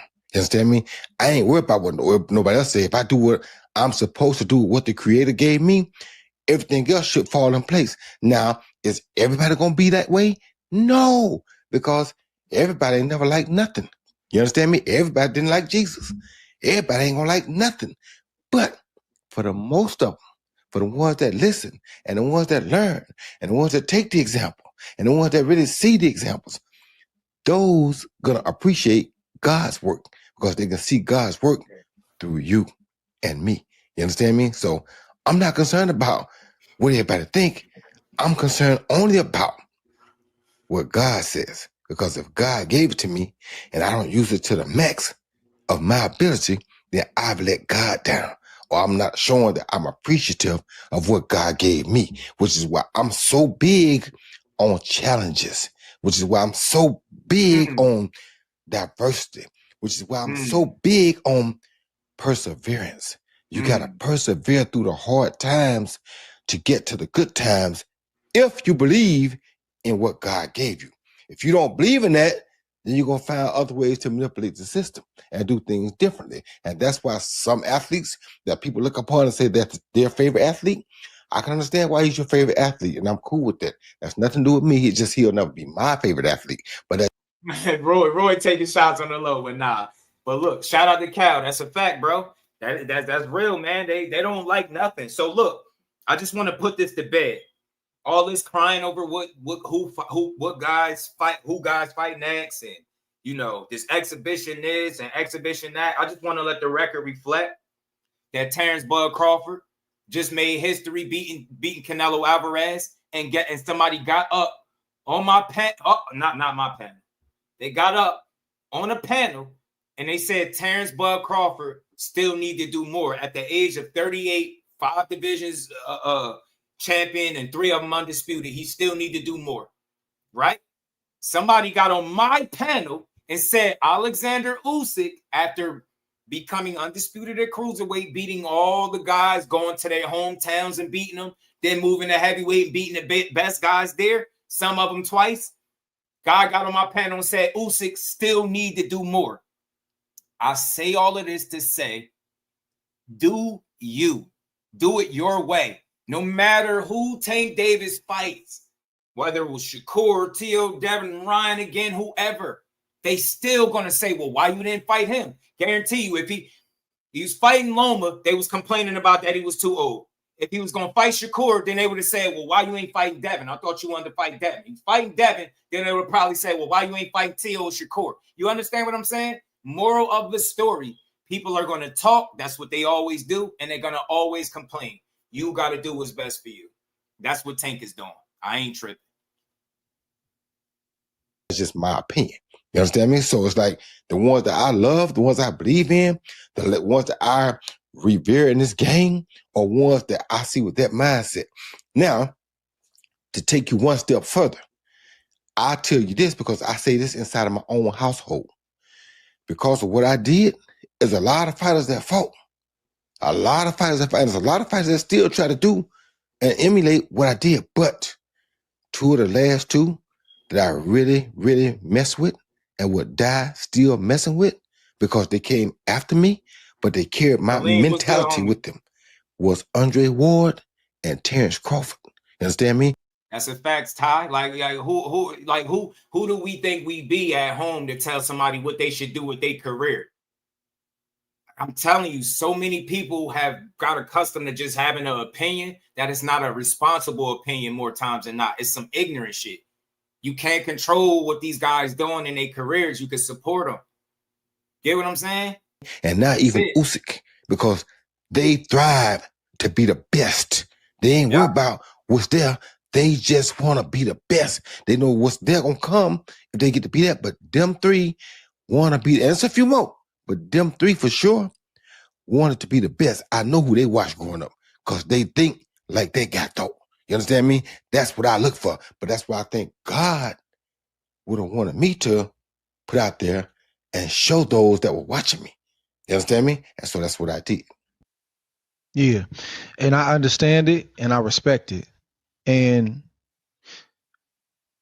we also got to touch on how certain guys came up under. So to your point about Gervonta Davis and others, right? Like certain guys came up under certain people. So this is my primary influence right here. Yep. I want to be like him. Yep. And me and you debate about this, but Kobe was good. I respect the Pretty Boy Floyd era, you know, and I respect the Money May era, even, you know, like even Floyd's facing a Maidana, right? Like Maidana's not an all-time great, but for a dude that's 35, 36, fighting that dude twice, that's a very solid pick. Yeah, it is. That's a very solid pick when you could have picked somebody else. And I don't think that, just to be clear, I don't think that fighters, right? I don't care how old school your mentality is. I don't think it's smart to face another dog, another killer for every fight out. You got to have a number one contender in there, a B-level guy in there. Oh, this is straight tune-up right here. No, let me go back to another hitter. This next fight, 3 fights that I don't subscribe to that, because we got to think long term. Like you don't have to prove. You got to prove every fight that you still the guy. But I think that every now and again, you need to be facing somebody that got a real threat to beat you. Right. Well, the problem with that is what you just said. I agree with you. You shouldn't fight a tough fight every fight. But what happens? It sounds like you agreeing with me and disagreeing with me. So which one is it? I'm agreeing and disagreeing. Because you shouldn't fight a tough fight. Come on, man. You shouldn't fight a tough fight every fight. But you see how Canelo had 2 or 3 tomato cans these last 2 or 3 fights before he fought Bud Crawford? Well, that hurt him in the long run, because you fought these tomato cans and they gave you a false sense of security as to how good you were. And so when you go in there against somebody who is good again, it made it a little bit more difficult because you haven't seen this in so long. So had you fought somebody who was capable of being that kind of guy, they would have gave you an idea what you was going to see when you saw Bud. But you didn't, because, like you say, we all want to take a few easy fights between. We can, but not too many. Because if you take too many, it's going to pull you out the game, and you're going to not be used to facing that no more. So now when you face it again, it becomes a culture shock. You understand me? So yeah, I ain't saying fight a killer every time out, but you can't face him too far in between. You can't fight 3, 4, 5 bombs or 3 or 4, 5 okay guys, then go fight a good guy, because you're going to be confused. You ain't seen this. Oh my God, man. Where has this podcast been all my life, bro? For those that been here since day one, you hear me say shit like this. It boils down to like not sharp. You can't sharpen your sword on like mediocre talent or guys that you're supposed to just run over. So what I was saying was, when Canelo was picking these fights, and it was a bunch of guys that didn't have the experience and stuff to beat him. Yeah, he's winning these fights, but it kind of is making him complacent. And then when he decides to step in there with a Bud Crawford, and the last guy you was just fighting was Berlanga, some shit, that shit is night and day in terms of competition and what he gonna bring in the ring.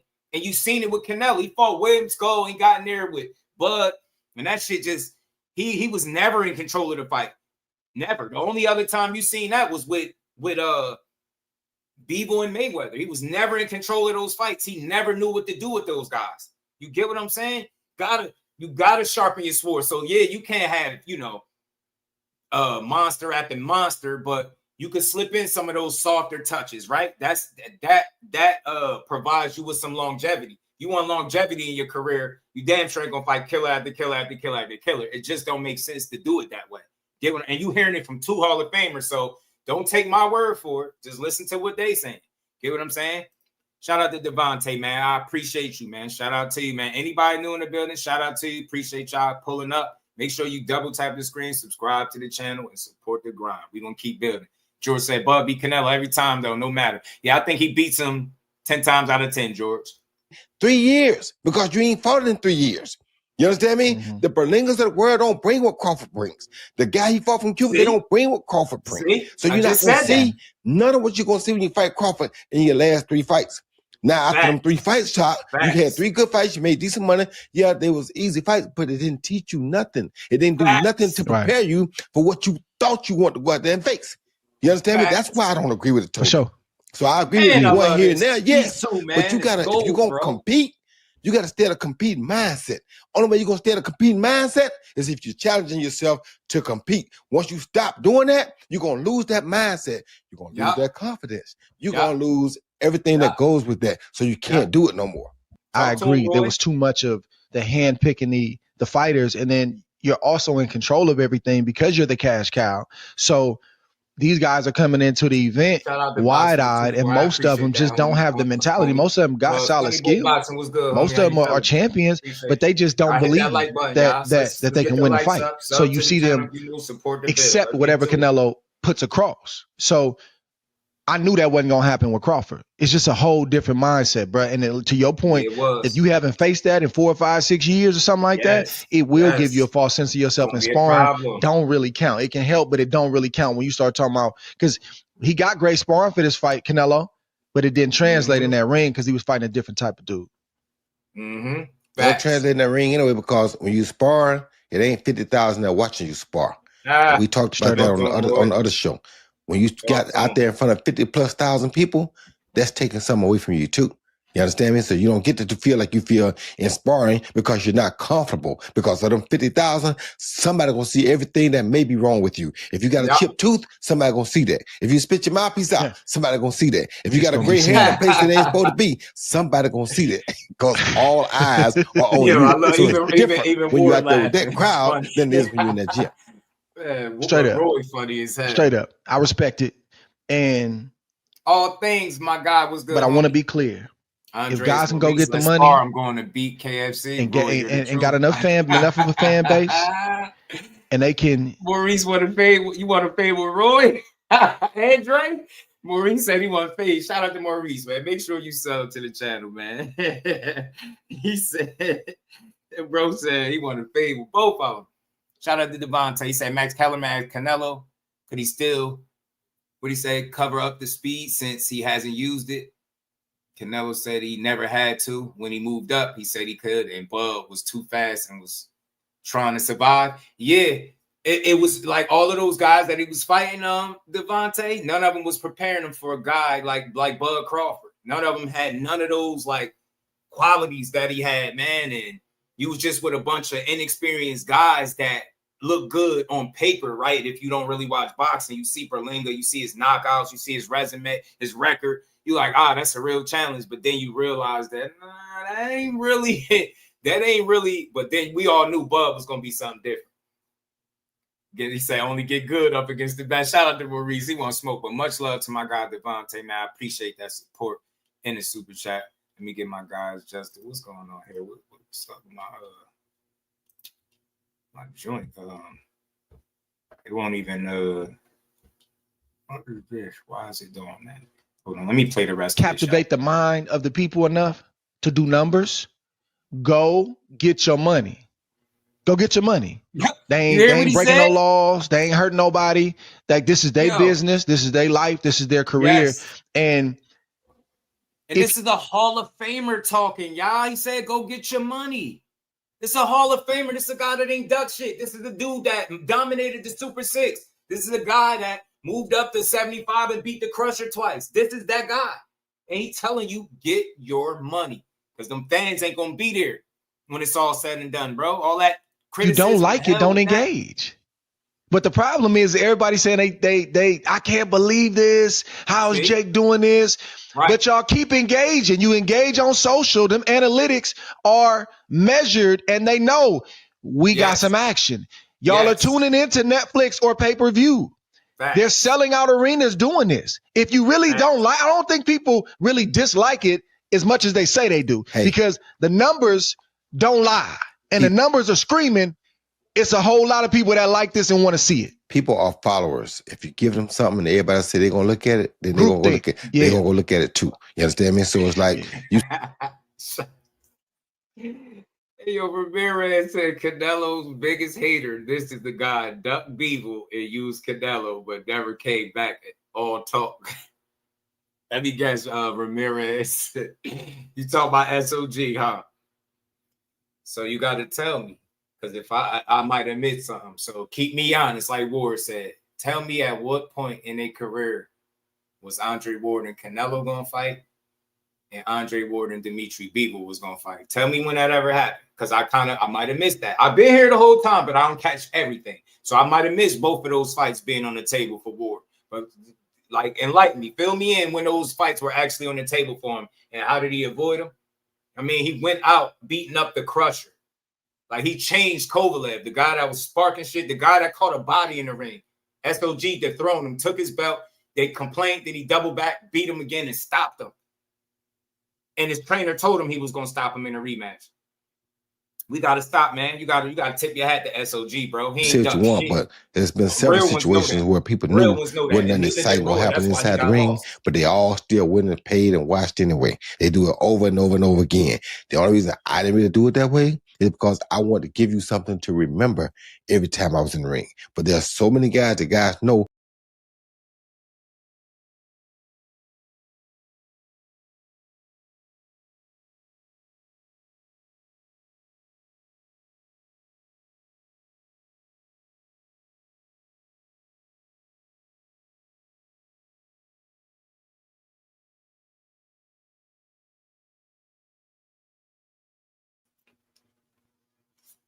My bad, y'all.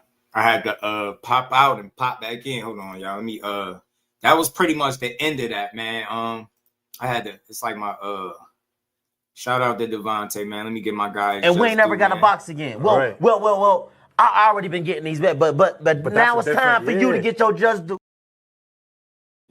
Yes, sir. So look, man, they had one of the best dialogues that you could have. Moral of the story: if you're a fan, then be that. Being a fan is not thinking that you can dictate the moves that these fighters make. You get what I'm saying? No matter how vested you feel like you are, like we can't make that call. We can't make that call. We can't tell these guys who to fight, when to retire, who to sign to, who not to sign. We just don't have we can't make that call. And I think the sooner fans start realizing it, they'll see the game a different way. They'll enjoy boxing a lot more.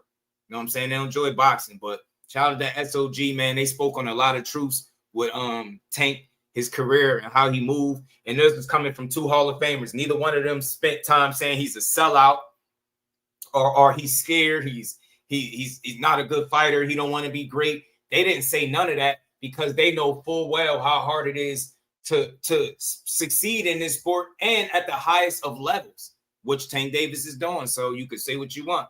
You know what I mean? It just is what it is. So we're going to keep going, man. We got some more to get to. We're going to keep building, y'all. Hit that like button, sub to the channel. We're going to keep rocking out. Tim Bradley and the Goofy is Tank's biggest hater. Nah, man. Sonny boy, you got to listen, bro. And everybody's not a hater. We got to stop acting like kids. People have opinions, bro. Everybody's not hating. Tell me something that will make Roy have to hate on anybody he speaks of. He was looked at as one of the absolute best fighters at the time, and people felt like he was unbeatable. Andre Ward, one of the absolute best fighters. These dudes not sitting around hating. Tim Bradley, it might sound like he hating, but he gave Tank a lot of praise. Y'all just ain't see it. He gave Tank a lot of praise, bro, a lot. Aging Bieber and Canelo. Yeah, that's what they're going to say, right? He was aging him out, Cal. He don't got to have history with him. And let's get into that for a second because this is part of the live. Before we get into the next before I get into the next topic, bro, we're gonna talk about it. You can't call a fighter a sellout for doing what he's supposed to do. He don't owe Tank shit. Let me tell all y'all weirdos that Shakur Stevenson don't owe Tank Davis nothing, just like Tank Davis don't owe him nothing. It's crazy how y'all making more of a fuss about Shakur Stevenson potentially sparring Jake Paul than your favorite fighter fighting Shakur Stevenson. Well, we don't want to hear that. When I got asked to fight him, what'd he say? What'd he say? How he look? Didn't he just fight? And how he look? He caught it another little temper tantrum. We ain't trying to hear that shit. Look, he can do whatever he want to do. If he want to go make a bag, sparring Jake Paul, and he getting ready for Tank, then so be it. If Boots wanted to spar Canelo and he getting ready for Crawford, then so be it. Did that Boots sparring help Canelo?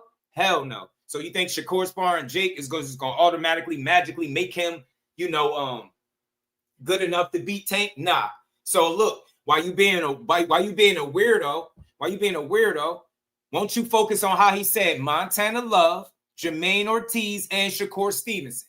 Name all three of them. Don't just single one fighter out. You need to take the B more out of your box. You need to take B more out of your name, bro, because I don't think you from B more, and you sound like boys be crying. Because you hating on Shakur. I'm about to block you. I am. Every day you don't support. You just talk and type weird shit. I'm about to block, buddy. Don't block him yet. I'm about to pack him up soon. He about to get packed up. Oh, he already got him. Yo, Reed be quick as hell for that trigger, man. Hey, Fresh. That's what they was just saying, bro. That's what SOG and Roy was saying. As a fan, just enjoy the fights. If you know that his goals are X, Y, and Z, just support that. Stop telling him what he got to do. You know what I'm saying? Yeah, I was gonna let him live, but that's boys be crying, bro. That's not because I don't see boys be crying no more, and that got to be him because he talked just like him. Everything is Shakur. We don't even be talking about Shakur. He start talking about him. Say Jake is correct. I wonder how that helps. Shakur fights nothing like Tank. Nothing like Tank. It ain't gonna help him teach. Just like it ain't help. Canelo. Right? Did it help Canelo when he got in there with Bud? He didn't know what he was doing in there. He couldn't do shit to him. You know what I mean? Tank gonna do that wet German Shepherd dirty.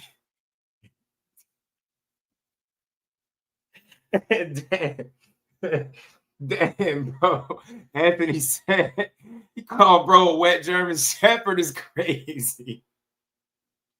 You wild, bro. You a wild boy. Shout out to Anthony, man. Hit that like button. Sub to the channel. Let's get the likes up, y'all. Let's support the build. Let's keep going. Weirdos people too, yeah. But why is he taking the Jake Paul fight? More money over dignity and legacy with a joke? Nah, man. A bad dog. If your goal in boxing was to make the most money possible, change the situation and the people around you, and you got people in your ear talking about legacy, but you know what your goals are, and that's money, and Jake provides that. Why wouldn't you go do that? Did you hear what Andre Ward just said? Go get your money, bro. That's why I played that. I let y'all hear it from people that's respected amongst the community, bro. You get what I'm saying? Like, Andre Ward is well respected, even though you got weirdos talking about he be hating on people, but nah, man, they're prize fighters, not legacy fighters, bro. They're prize fighters, not legacy fighters. The legacy is just something us fans get to argue and debate about when their careers is over. But that's not the sole purpose that they're in boxing. And if people would have just listened to Gervonta Davis when he told you his why, we wouldn't still be questioning this shit. We would just be like, all right, we get it. He told us what it was.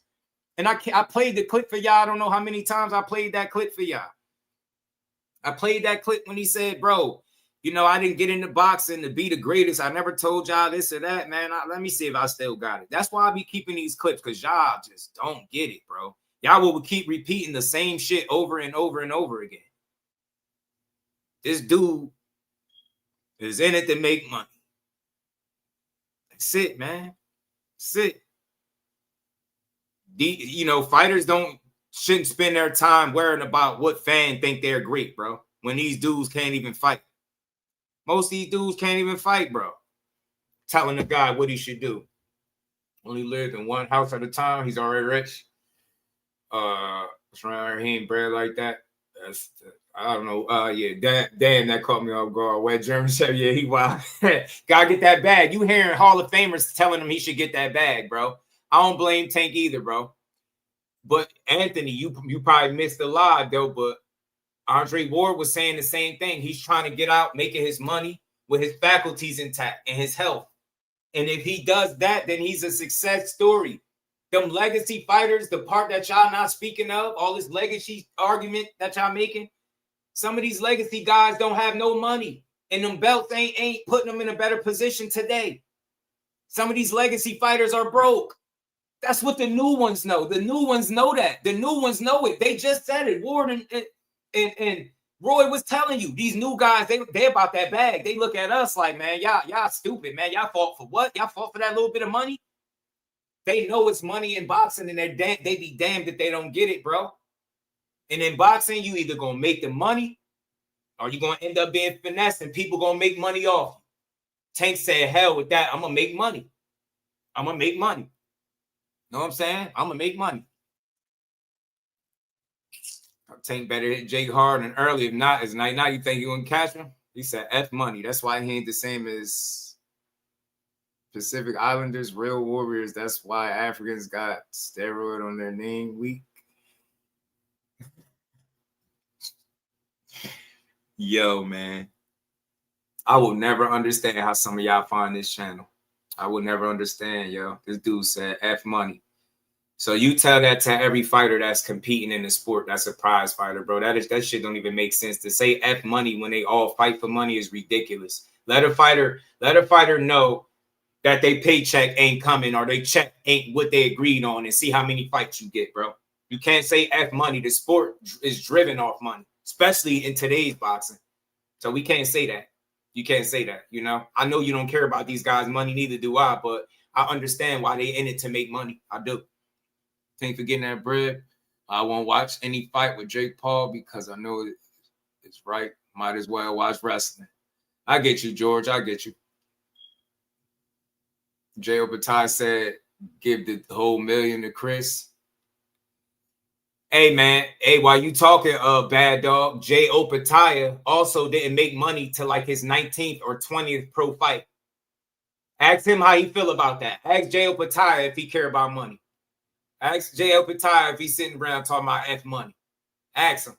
Because he ain't even make money till like his 19th or 20th pro fight. They are. Jay-Z said it's never too much money, but it's one life. Right. One life, but it ain't never too much. But look, let's keep building, y'all. Let's keep building. Let's keep building. Let's keep building. We gonna J.O. Batai. Yeah, no. That's the reality. No, he ain't different. He the same. That's the reality. You think he chose not to get paid for 19 straight fights? You think he wanted it that way? That's just the way boxing is. And a lot of y'all don't know that. So you could think he different. But I guarantee you, if he got the money, he got a chance to make the money Tank making, he going to go make that shit. I can guarantee you that. I'm willing to bet that he'll be willing to make that money. I'm willing to bet it. He going to want to make that bread. I don't know what you talking about. He going to want that money, young. So we're going to keep going, man. We're going to keep building, bro. We got some more stuff to get to. That was Andre Ward and SOG, one of the best builds that you're going to hear on YouTube, man. You know, one of the best builds. We're going to get to it. So legacy, what's the point of negotiations? Right. These fans be talking crazy. He wants to be the best ever. He'll never sell out. Y'all fans are crazy. Hey, bad dog. If you telling me Tank Davis selling out is him going to make the fight that can make him upwards of $40 million as opposed to the fight that can make him between $5 and $8 million, yeah, I'll be a sellout too, fan. Sorry, bro. And you would do it too if you was in position to make 40 million, or you would just be a fool for not taking the money, bro. You know what I'm saying? Paul Team promotion by choosing how things go, but GTD is in it also. So I don't know how this gonna go. Yeah, he the A side. Jake Paul is. Jake Paul the A side. You know, that's what Calvin Ford was speaking of. I'll talk about it before I pull up the next joint. This was Calvin Ford. This was a post of his on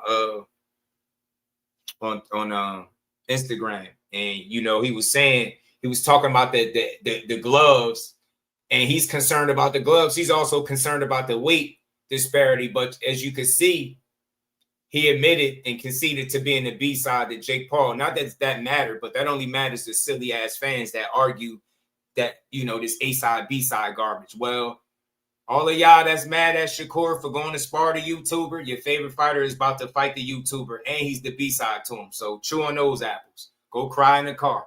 That man about to make generational money. I'll take it too. I'm not mad. Shout out to Calvin Ford for, you know, just being real, being genuine. Look, this is a real fight because people throwing punches. Is no headgear and people get hurt.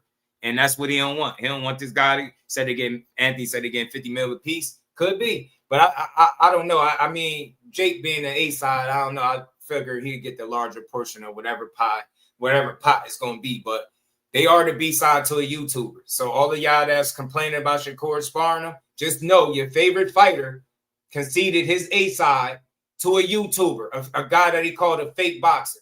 This is not a shot at Tank. This is a shot at his super fans that don't know how to shut the hell up. Y'all said he ain't going to take no pay cut when it come to world-class, elite-level fighters like Shakur Stevenson, proven fighters. Not going to take a pay cut, X, Y, and Z. But to a guy that's not even considered a real boxer, you let the certain people tell it. You see how that worked? Because it's good business for Tank. That's all. That's what I'm getting at. That's what I'm getting at. You think he care about A side and B side? As long as his check clear the same. He don't care, bro. He don't care. You see how Tank was one of the biggest names in boxing and Jake Paul came in. Now he one of the names that people speak highly of. He done got Mike Tyson in the ring with him. Now he about to get Tank Davis in the ring with him. And he got Alexander Usyk entertaining a fight with him in the octagon. If he do that shit, it's game over, bro. If he get Mike Tyson, Tank Davis, and Usyk all to get in the ring with him in any capacity, bro, it's game over. It's game already over. Let it truth be told. But it is what it is, man. So we gonna be watching a lot more of this shit take place, man. Watch what I tell you. You're gonna be watching a lot of this. Who's in Tank's corner? For this one, I think it's gonna be Calvin. I think it's gonna be Calvin because he was the one negotiating the gloves, well, at least talking about the gloves. I think it's gonna be Calvin Ford, and I think he mentioned that he's gonna be in the corner. So I just want y'all to think about that.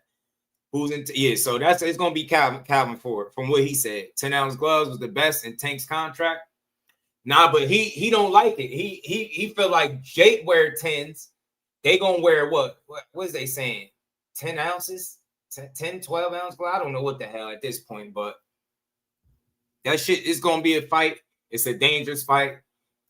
Anything can happen. Anytime you got a 200+ pound man punching at you, bro, it's something serious. Ain't nothing fake about that. So the setup is not ideal. It's not your prototypical real boxing match, but the punishment, the damage that either guys could sustain in the fight is real.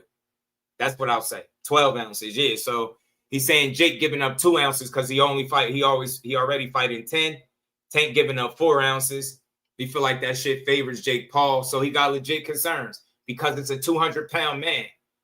Calvin Ford not in fantasy world. See, he don't just live on YouTube like some of these people that say, oh, fake fight, fake fight. He get punched by a Jake Paul right hand, that shit gonna be real. It's gonna be real. So it is what it is.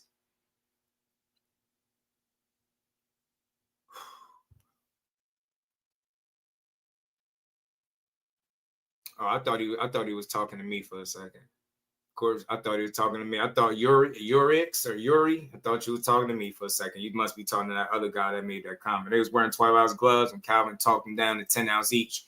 Right. So I like it. I like it. I ain't mad at it. Let the fight proceed and look, go get your money on, man. Go get your money on. So they said this was, Nah, yeah. There's about, I was about to go in. Like, bro, because I'm very respectful, Reef. And sometimes if you don't agree or you think differently, you can click the link. People will come in here just with disrespect, like, oh no, you're wrong. You don't know this. And I'll be like, bro, calm down. Ghetto fag, what it do? But let's keep rolling, yo. We got some more to get to, man. I want to touch on this this interview about scripted L like Tyson. Where is that at on Tyson's resume, Yuri? Where's the scripted L at on his resume? Where is it at? Where's the scripted L on his resume? Or are you just talking, bro? Is it on his resume? Tyson legacy stopped a long time ago, man. That shit was for money and entertainment. Welcome back to his legacy is already solidified, fam. He didn't need Jake Paul to solidify it. That's not part of his legacy at all. So we're gonna listen to some of this, man, because of course Stevenson went on here. He went on his podcast and he was talking some talk, and I thought it was something that we need. How did you get good at this? And I think my instincts is the main thing that's kind of like, I know when and when not to move, if that makes sense. Well, how much like preparation goes into that? Are you watching fighters, seeing what their style looks like? Or are you just in the ring kind of feeling out?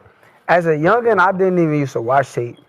It wasn't until I got to the highest level to where I'm like, okay, I need to start watching tape and see what fighters are weak at or where I'm going to take advantage of their weak points. So I think a lot of it comes with like watching tape and understanding. Hold on, so you mad at him for making more money after going broke?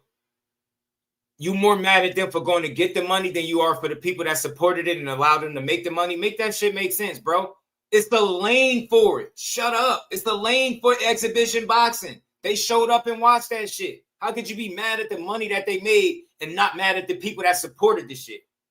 Damn, shut up and just be a fan. I'm with Tank. Shut up. Just enjoy boxing, bro. We be crying about nothing. Ain't nothing evil about making money. He made like, money. I guess just watching it first, from, from TV is very different from when you're in the ring. Fighting. They all in it to make money. Are you looking for like combo styles? Like when you say like their weakness is just something that they do naturally that you pick up on? I try to attack what bothers you. So like if I see something in a fighter and I see that I'm gonna skip through this. We're not gonna you listen fought to this another whole thing. fighter and they did something that bothered you that night, and then I watch it against another fighter and the same thing. Hold on, we're gonna skip up some. We're The gonna guy that navigate through this a little bit, y'all. Because they got timestamps. I'm trying to hit a certain timestamp. And it's, let me get it.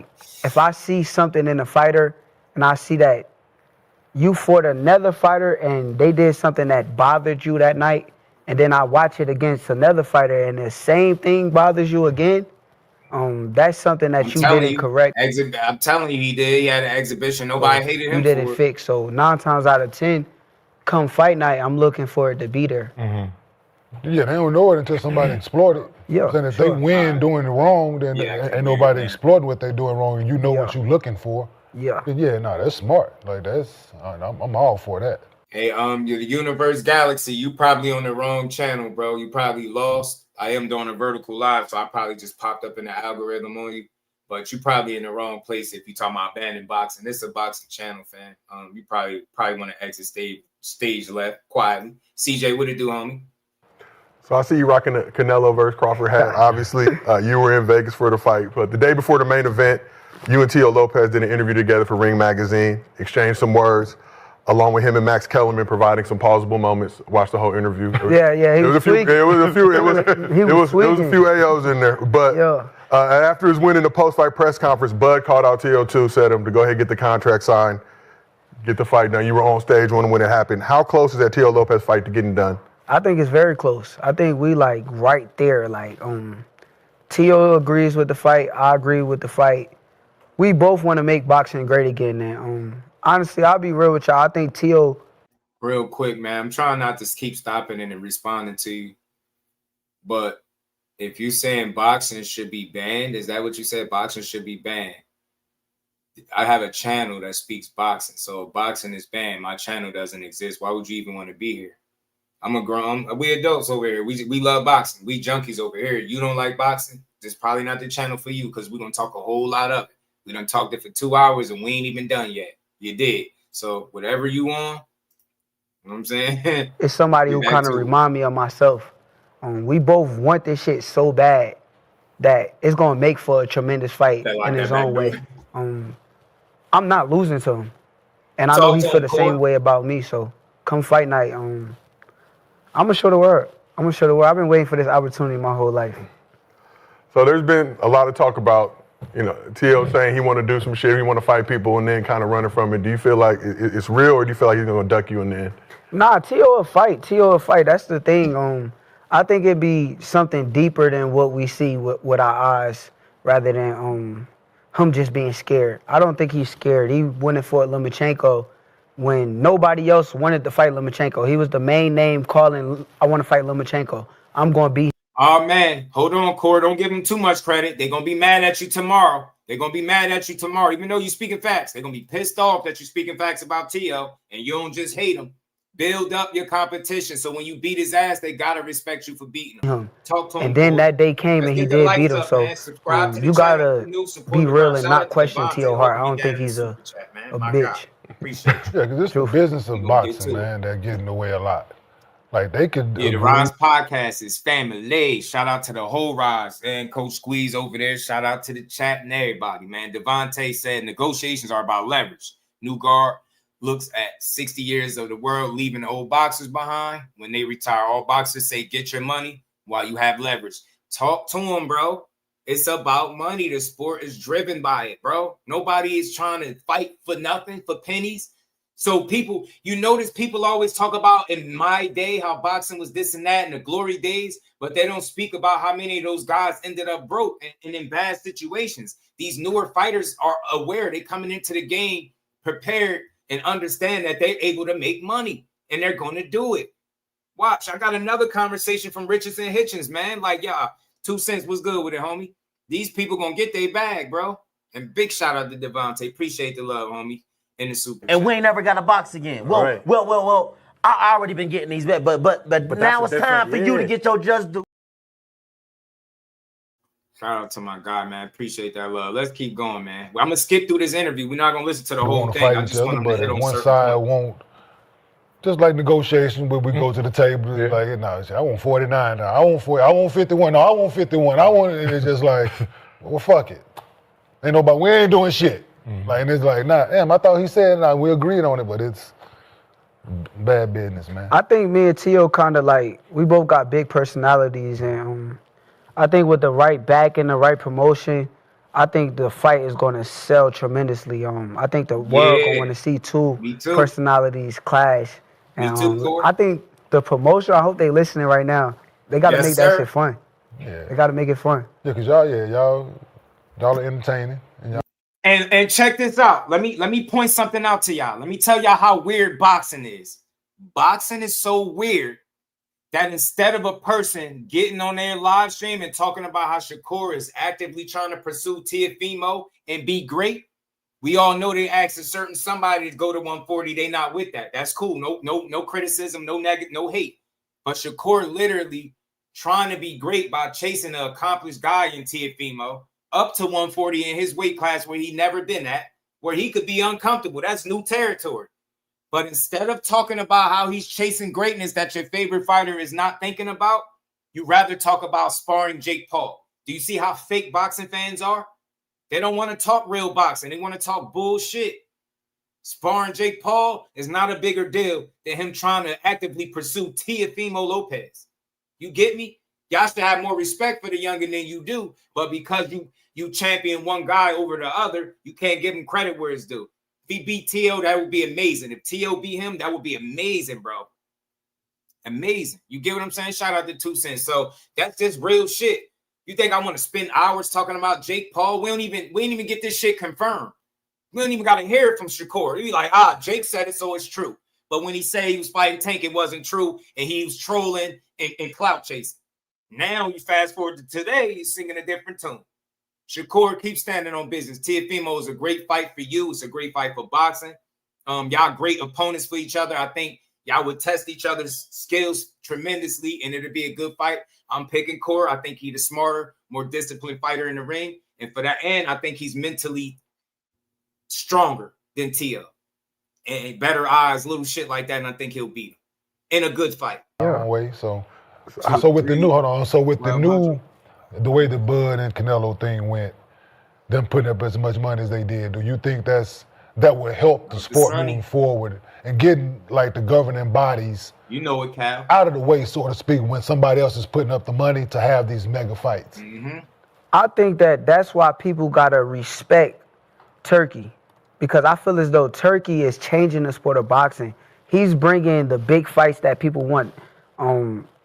Boxing ain't used to be like this. People used to use the other side of the streets, or they used to use business as a reason for not to fight the big fights. Talk to him, but now Corey. that Turkey's in boxing, he's making the fights happen with the money that he's presenting. So people could talk shit about him, but you gotta respect him. We getting the fights that we have never thought we would get. Who would have thought we'd have had Terrence Crawford versus Canelo Alvarez?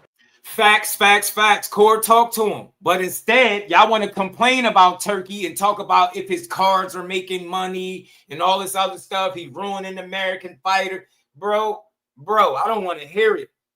He is one of the driving forces as to why one of the best fighters in the world is now currently getting his just due, because he put together a Canelo Alvarez fight that Canelo was on record saying multiple times that he didn't want. And he also said he didn't want to do business with Turkey. But because of Turkey, he changed his tune. Both of those guys got paid. And Terrence Crawford today is a 5-division champion and 3-division undisputed champion. And you got to respect him. He made history. Turkey was involved in that. You take him out of the equation, we probably never see that fight. Terrence Crawford never gets his just due. And I have a problem with that, because that's been one of the best fighters in boxing since 2008 when he turned pro. That dude always been one of the best fighters in the world. Resume, whether you like his resume or not, he always been one of the absolute best fighters in boxing. And about half of his fights are championship fights. I don't want to hear shit. Terrence Bud Crawford is him. Or if you Shakur Stevenson, he's hum. You know what I'm saying? He's hum. Shout out Nobody pictured that. What merch? But you Turkey need was the one that brought it together. Sonny? So you got to respect him. And I appreciate him too. Yeah, I'm sorry. I can see that being very beneficial for for you, still young, still some big names out there for you to fight. Yes, sir. And just taking the other people out of it so y'all can make history, because they, in my opinion, they're the other, like in the past, you had the guys, they fought each other, right? The guys with the names, they fought. The 80s and 70s, they fought each other. Because the money wasn't as ginormous as it is now. So they are allowing you guys legacy to live on because you're having the big fights, right? So I think that's helpful in the sport. Right? And I think with him involved now. I'll do this real quick, Sonny. Look, I get you. Yeah, Tank could have. That was an option, but I think the likelihood of Tank working with Turkey without them having a relationship or any like open line of communication, I think that always would stagnate that being a possibility. It always will kind of hinder that, right? And it might look like a clown show. I swear, I promise you, I understand what you're saying. It's a bit of a circus because of the size differential and all of that. But from a business standpoint, Sonny, it's really good. It's smart move. It's a smart move for business. You get what I'm saying? But Tank's bank account, that's going to be smart, but it's also risky because what if he lost? What if he got caught with a shot and got knocked out?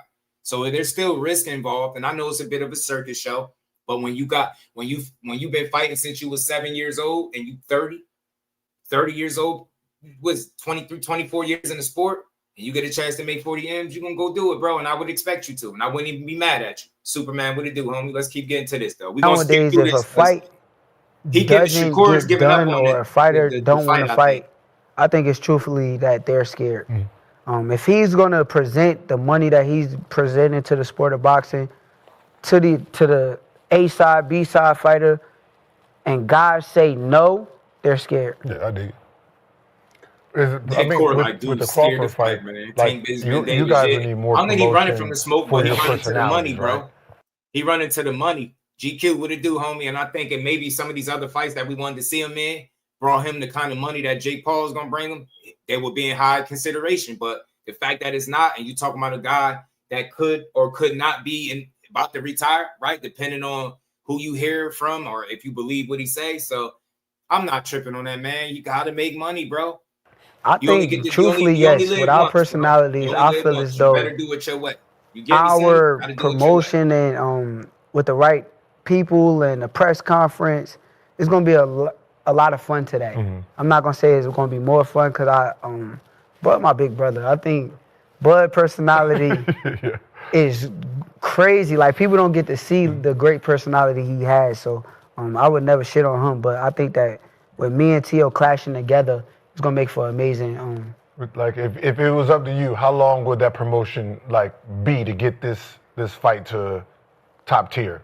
month, 2 months of just y'all just. Once it's signed, I think we get active. I think we got to have some type of press conference and put us in front of each other. I think that I'm telling them to trust us. Trust us. We different. So I would just ask you, how important is the Shakur Stevenson and Teo Lopez fight to help usher in a new era of elite boxers going head-to-head in elite fights? I think it becomes who's the leader of the new school. So the winner of that fight becomes the leader of the next generation. Everybody know me and Teo hell of a fighters. Everybody know we bad motherfuckers when it comes to that boxing. But the winner, whoever comes out on top, becomes the leader, becomes the face of, I ain't going to say the sport of boxing yet because that's Terrence Crawford, but behind him, who's next? And I think that fight going to tell the difference. I get what he's saying because I think Teo and Shakur fighting will kind of, it'll set a different standard. And regardless of what you say, it's a lot of people that hasn't fought Teo, and none of these guys fought Shakur. So the winner of that fight, I think, will get a lot of respect from the boxing public for the real ones. We ain't talking about the ones that's just looking to take credit from them. That's a real respectable fight.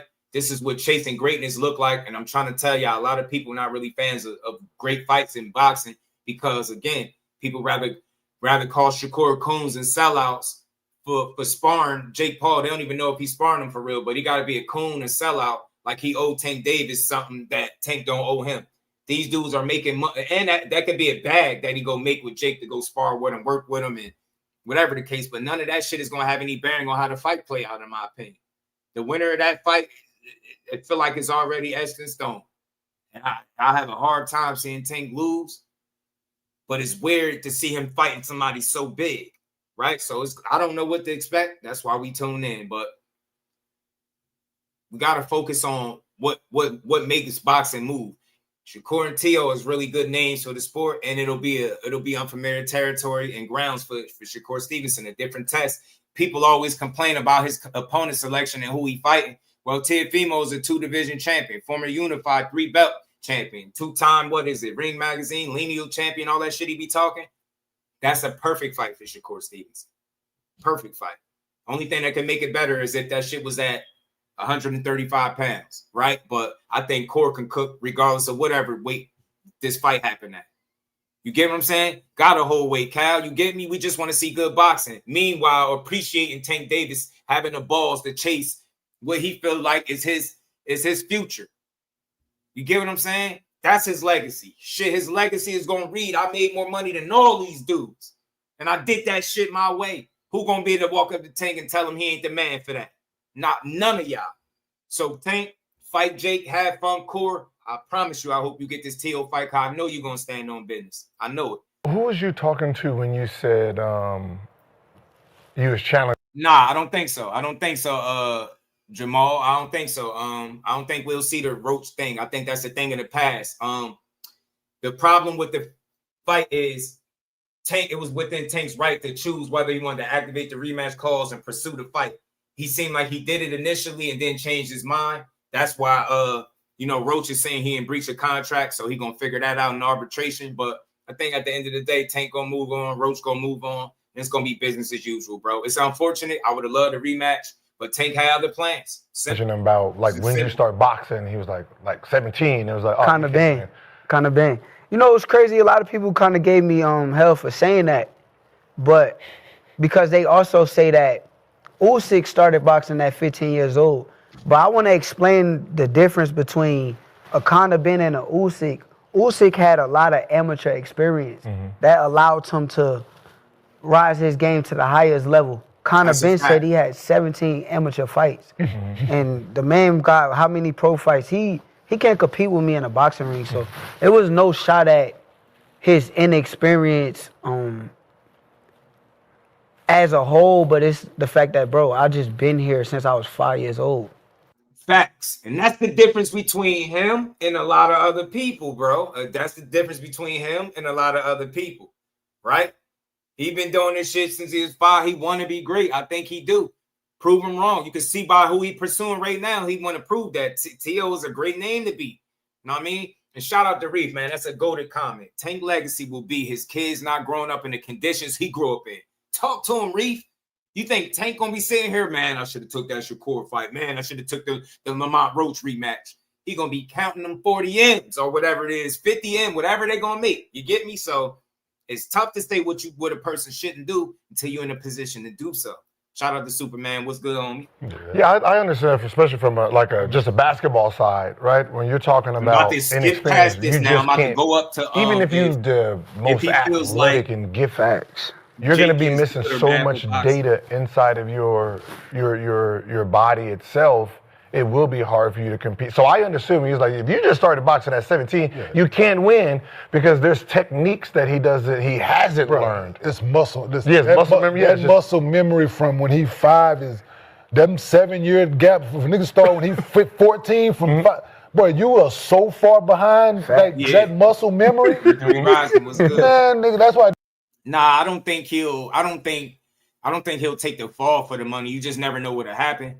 But I don't think he's gonna sell out like that and buy into a script for the money. I don't think he'll do that. I don't. Dudes want to pick up box and go get in the ring now. Yeah. You're gonna get beat the fuck up. Yeah. That's a fact. Right. Off top. You're gonna get beat the fuck up. Because he gonna flinch the wrong and you gonna react to it. Listen, because you don't have that not to react to that. He don't mean that punch. You don't know not to react to that. Yeah. It's basically so much shit that you don't know. Yeah, and it's mad shit that I know that I've been doing for a long time, that I've been watching, picking up on, that you have never even saw in front of you, bro. Like, it's just a difference in levels. You've had your bad habits corrected like when you were young, when you like you start out bad, but you've had them corrected over years, man. Like that's just like same shit. Like you younger, like you need to learn how to dribble with your left hand, like shit like that when you're younger, right? It's like you have to do it, and it's like you learn how to do that shit. Like I need to do this right now in order to. They shit is way more intricate. Dog. I be watching that shit like, nah, that shit impressive. So dog. what is there any way? Is there any way like a heavyweight can pick it up at 19, 20 and then get to that top tier level? You can with hard work and dedication. You can get to the top tier level. To answer Gil's question, Deontay Wilder picked up boxing at 20 years old. He got a Olympic bronze medal, and he had 10 title defenses. That to answer Gil's question, and you heard what Shakur said. Well, hard work and dedication. That's what Wilder provided. Hard work. I'm not saying that you can't.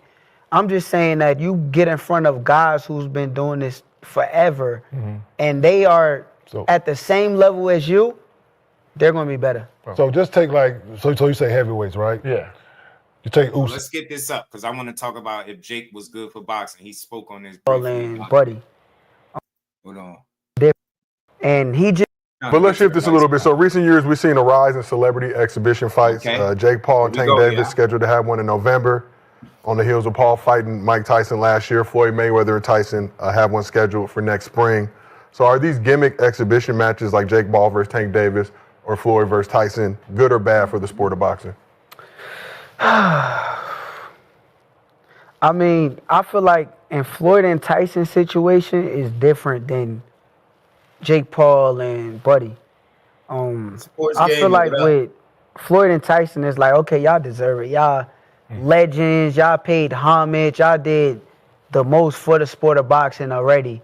So you deserve a big payday and be cool. I'm cool with it. I like it. But with Jake and Buddy, I feel like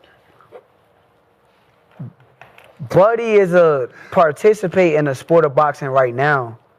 And he just came off a draw his last fight. He called him Buddy. It's crazy. If you're a real champion and top level guy that you say you are, which I think you are too. I think you're the truth. But if you're that guy and you just, I wonder, do y'all hate Shakur when he say Tank Davis is the truth and he think he one of them guys? I wonder, do y'all be mad at him and screaming at the top of y'all lungs when he speak real shit, not getting in interviews talking about how Tank ain't shit, he ain't got defense, no offense, he don't get knockouts, none of that stuff that y'all favorite fighter be doing. I'm just saying. Came off a draw. That's why I think rematching will be the most competitive thing to do as an athlete. With the Jake Paul situation, is like it's a money grab fight. So to me, it's like some WWE shit. Yeah, he called him Buddy Superman. He petty. Like, I mean, okay, so Core being petty. he gets this fight with Jake, buddy. his value goes up. No, it doesn't. You don't? It don't? Not in the sport of boxing. You don't think it may. The demand more because he's, because when we looked at the was a Floyd and just hypothetical. We speak hypotheticals at time, right? You go in there and that big ass nigga knock him the fuck out. I'm just saying hypothetical. Go in there and knock Tank the fuck out. That big ass nigga being Jake Paul. Yes. Okay, knock him the fuck quick, out. Yo. Y'all, speaking of knockouts, bro, y'all want to know something? I gotta share something with y'all, bro. Your boy just had a dream last night. And I can't even say last night. It was at a crazy time in the morning, bro. Hey, y'all, don't trip on me, y'all. I just said this was a dream, so don't lose y'all minds. In dreams, anything go. Bro, tell me why, y'all. Last night I had a dream, or this morning, some weird-ass time in the morning when I was asleep, that Tank and Devin Haney fought. Hey, y'all, man. Yo, Devin Haney knocked Tank out the first round, bro. I'm not joking. I'm not just like saying this. Yo, I'm dead serious. For like the first 20, 30 seconds that I was woke, I thought it really happened. I was like, oh, shit. Like, Devin Haney knocked out Tank in the first round. And then it just started coming back to me that I was dreaming. Like, bro, I was like, man, it was a hell of a dream. I woke up like, what the hell? Bro, I was about to wake my girl up. Like, bro, I just had a dream Devin Haney knocked out Tank in the first round. Why? I don't have no idea. I don't even think about them fighting each other. But, bro, y'all could level with me. You know how dreams feel when they feel real for them first 20, 30 seconds? I was like, bro, what the hell just happened? This man just knocked out Tank Davis first round. And then I woke up. I was like, I was tripping. I don't know what that was. I don't never really had no dreams about boxing because I talk it all day. I don't know how that one got slipped through, man. But, bro, I knew what happened. I knew how they was talking when it was over. It was somebody else on the card with that, man. It was a lot, bro. It was like a whole dream.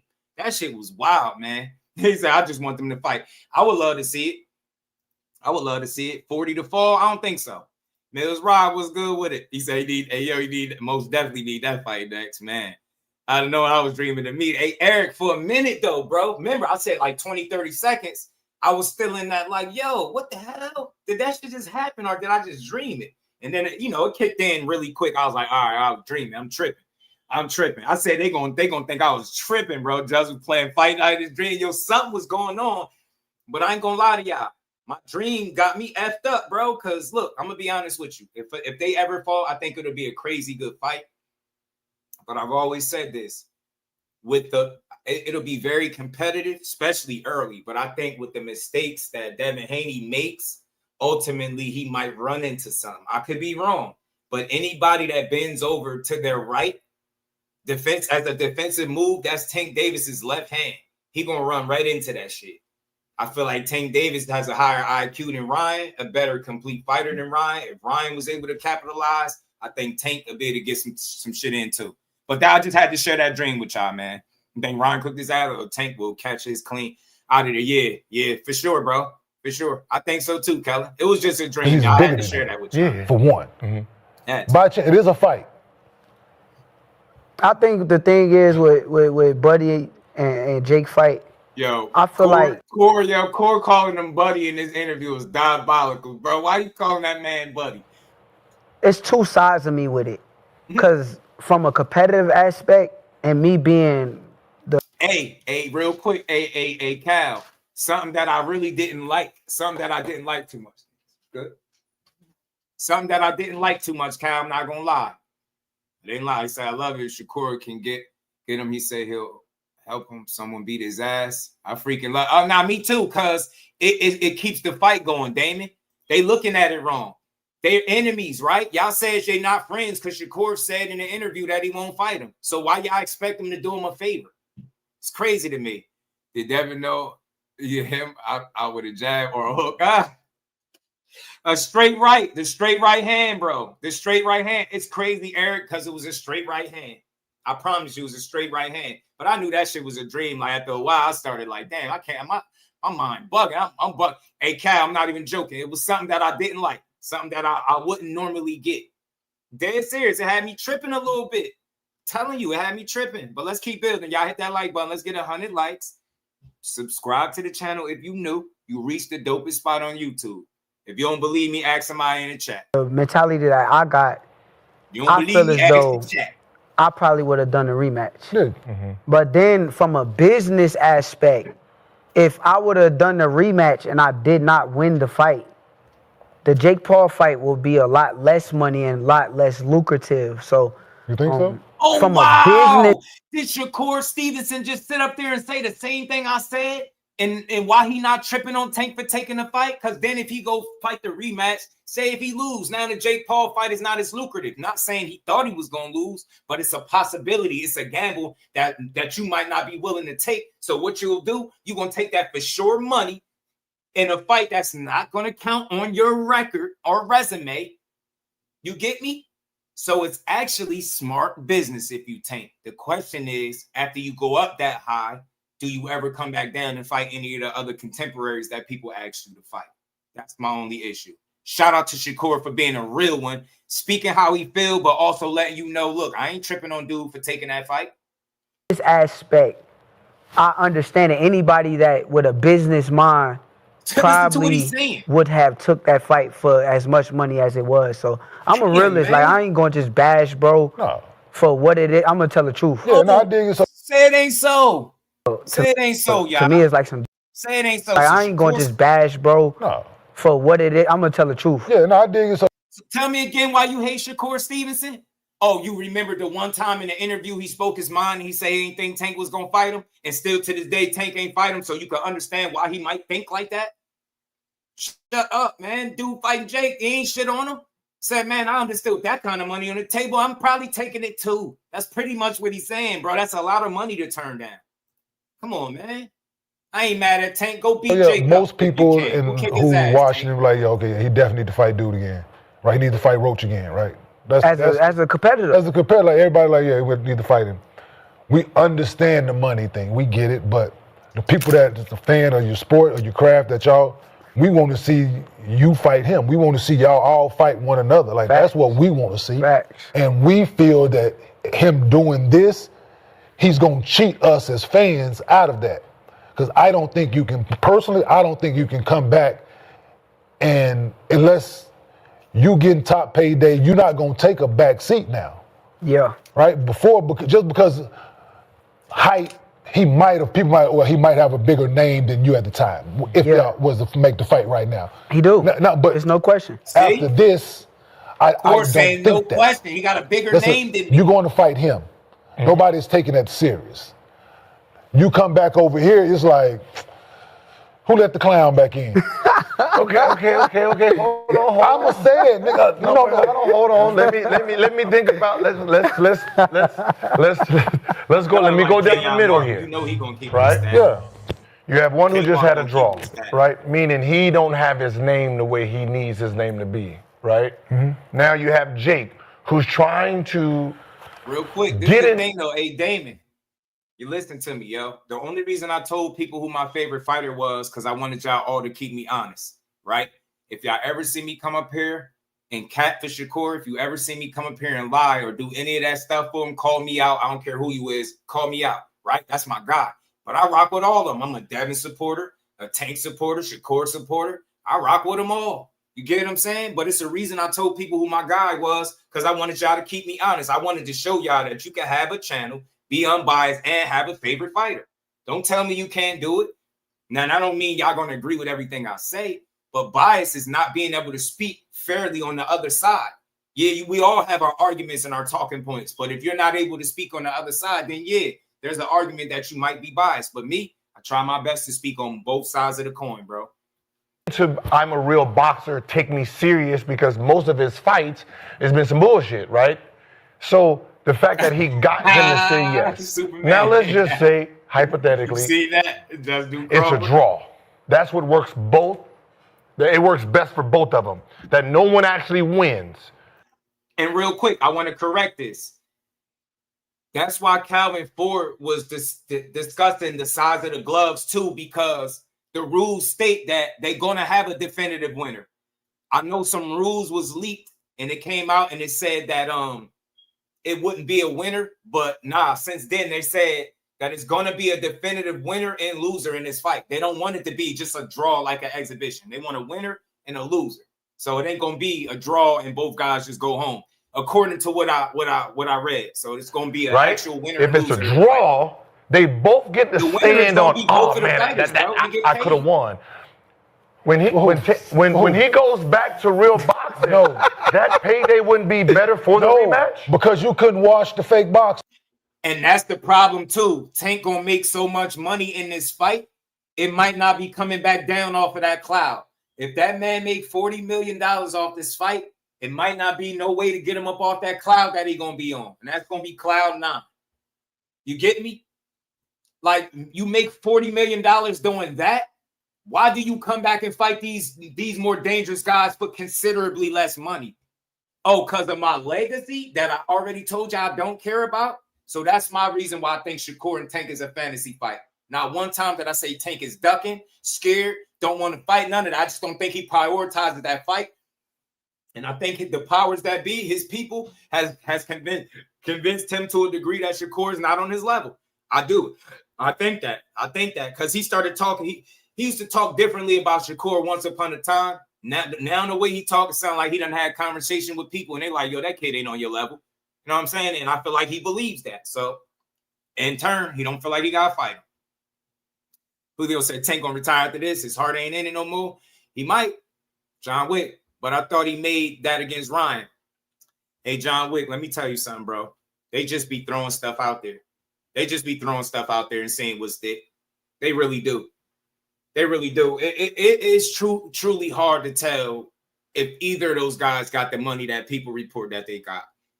I just like to know that they were both compensated well for the fight. They up and then on to the next, right? But they did say that, but the proof is kind of in how much they're highlighting what he's standing to make now. Because you ain't noticed, bro. John Wick ain't nobody saying, oh, he made this already with Ryan. They're not saying that because you know what it is. Win the lottery and quit your job. You better return to work and stock them shelves. Better than last week. Hey, Cal Coolidge said no man ever. You feel me? Said no man ever. No, but he's bigger than me. But you could. He's still. But people don't take him as a real. But you can't wash this.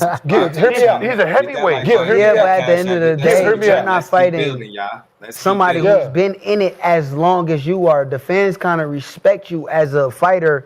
That's one of the elite fighters, one of the next up and coming best fighter to take over the sport of boxing. That's how they look at you. So for you to be fighting against Jake Paul, who has not been doing it. And I don't think Jake Paul is doing nothing wrong. Jake Paul is in the right with everything that he's doing. He's fucking the best businessman of my damn near era that I've been seeing. So I just feel as though he's right. Like people. Nah, I think it's all about investments, Julio. And I think when he got some good people around him that might influence him, if they haven't already, into making some good investments. I don't think he'll ever need the Shakur fight per se, right? That fight was always a matter of if he wanted it or not. If he wanted it, if the networks wanted it, if the powers that be wanted it. I know Shakur wanted it, but I'm going to play a clip where he feel like this shit might not never happen. But we're going to get to it. Old school, what it do, my guy? Yeah, man. Yeah. And I just want to be clear. Shout out to the legit Tank Davis supporters and fans. You are not, when I say Tank-a-maniac, I'm talking to the people that's willing to jump in my inbox, disrespect me. The people that's willing to type wild shit in the chat, and all I do is give Tank his credit. Those are the Tank-a-maniacs, not the typical Tank fans. So don't take it personal. If you hear me saying Tank-a-maniacs, I done had people threaten me in my inbox. I done had people disrespect me on YouTube for my opinion over Tank. They're Tank-a-maniacs for sure. Hell no, he don't want to become a meme. John Wick, none of them dudes do. None of them dudes want to be no damn meme. Tank just real enough to say it to people. I'm going to look at you a lot different than how they used to look at you. Yeah, bro. So if he knocks him out, I just have to get back to the back. Which I don't. Okay, he's supposed to. So he Tank knock him out. He's supposed to. I don't know if he's supposed to. But that's what I'm saying. I don't because he's not much big. Yeah, because of the weight. And that's what I'm saying. Because of the weight. But skills and all of we looking at it as he's a much more. He's an elite fighter. I know, but it's still less a fighter for money. But it's still a weight thing that he still has to get through this big difference. But he's still smarter than That him in the just ring. make it entertaining for the casual. But I'm saying if he He's rocks still him, But smarter if you're than him in the ring, a real boxing fan, just like somebody being a real basketball fan, how you feel me? As a real boxing fan, you're like 9 times out of 10 you don't want to watch that shit. You're like, man, I'm not watching this shit. I want to see Tank in fights where I think that he can lose or somebody around his weight that I've been waiting for years to watch. So I think from that aspect, it just make certain fans probably look at him a lot different. Oh, see, I just thought of business-wise where he gets to use this to piggyback back up. Like as you use this, jump up just like McGregor. Because at the end of the day, you got to realize, bro, he's the truth when it comes to boxing. He got all this talent. With that much talent, fans just want to see you in there with the guys. Dogs, bro. They want to see you. Don't tell them not to They don't want to see that. That's for after boxing, bro. But I think about the McGregor, right? He gets this big ticket. When he goes back to his sport, guess what happened? His ticket changed. He didn't win I know, but his ticket changed. What he was getting paid before. As far as the business, you're right. What he was getting paid before, when he came back, his dollar was very different. That was outside of the ring. When he came back. Like, I want to point this out, too. I don't never claim to be better than nobody. But you see how we cover different shit over here? See how we cover different shit? We just played the whole Roy Jones and Andre Ward. They had a dope build. You see our dialogue? See how we rocked out? We moved through that. We moved on. This is Gil's Arena with Shakur is on. We about to move through that. And then I'm going to play a little bit, y'all, from Richardson Hitchins going on a Danza project because he was speaking some things as well that I think y'all need to hear. Business from another planet. What's good with it, fam? Gotta respect Shakur for his honesty, even if you don't like it. He had to go back to Dana. His bag is different. Like, no, this is what I got here. I'm not taking this bullshit before. I don't know about the UFC, so I can't really say. That's my fear with Tank Davis. So when people say that he's going to still make all of these other fights, I think they're just wishful thinking. I don't think they're considering how much weight he's going to have to put on, and then he's going to have to lose all of that and then compete with some of the best fighters in the world after making $40, $50 million or whatever it is he's going to make. It's going to be really hard for him to be motivated to want to come back to a sport where all people talk about is how he ain't fought nobody and how he's scared. Tell me again why Tank Davis tired of this shit. He hear that shit too. He said that's all y'all do is switch up. And even if you disagree or agree with him or not, it's truth to that. Fans switch up a lot. That's why you have to do what's best for you in the end, because you will never be able to make everybody happy. Tank understands that. And I think he's just trying to make him happy at the end of the day. And I ain't tripping on him for that. But let's keep going. I'm going to move this up a little bit to a couple minutes when they asked him about the Tank fight. They asked him about this fight in specific. What is this? 51. Oh, I got to move it back a little bit, y'all. My bad. All right, let's get it. Hit that like button, y'all. Big names in the sport of boxing, but they good fighters. So we just talked about the man you referred to as Buddy, Tank Davis, but are we ever going to get the Shakur Stevenson Tank Davis fight? Crazy. Yeah, we should get the Shakur versus Buddy fight, I think. Shakur versus Buddy. Nah. Yeah. I think that's a... bro, somebody got to put a stop to Shakur, bro. He's saying we should get the Shakur versus Buddy fight. Is crazy. I might have to put that in the title tomorrow. Shakur, wow. Hell of a fight in the sport of boxing. I think that we both...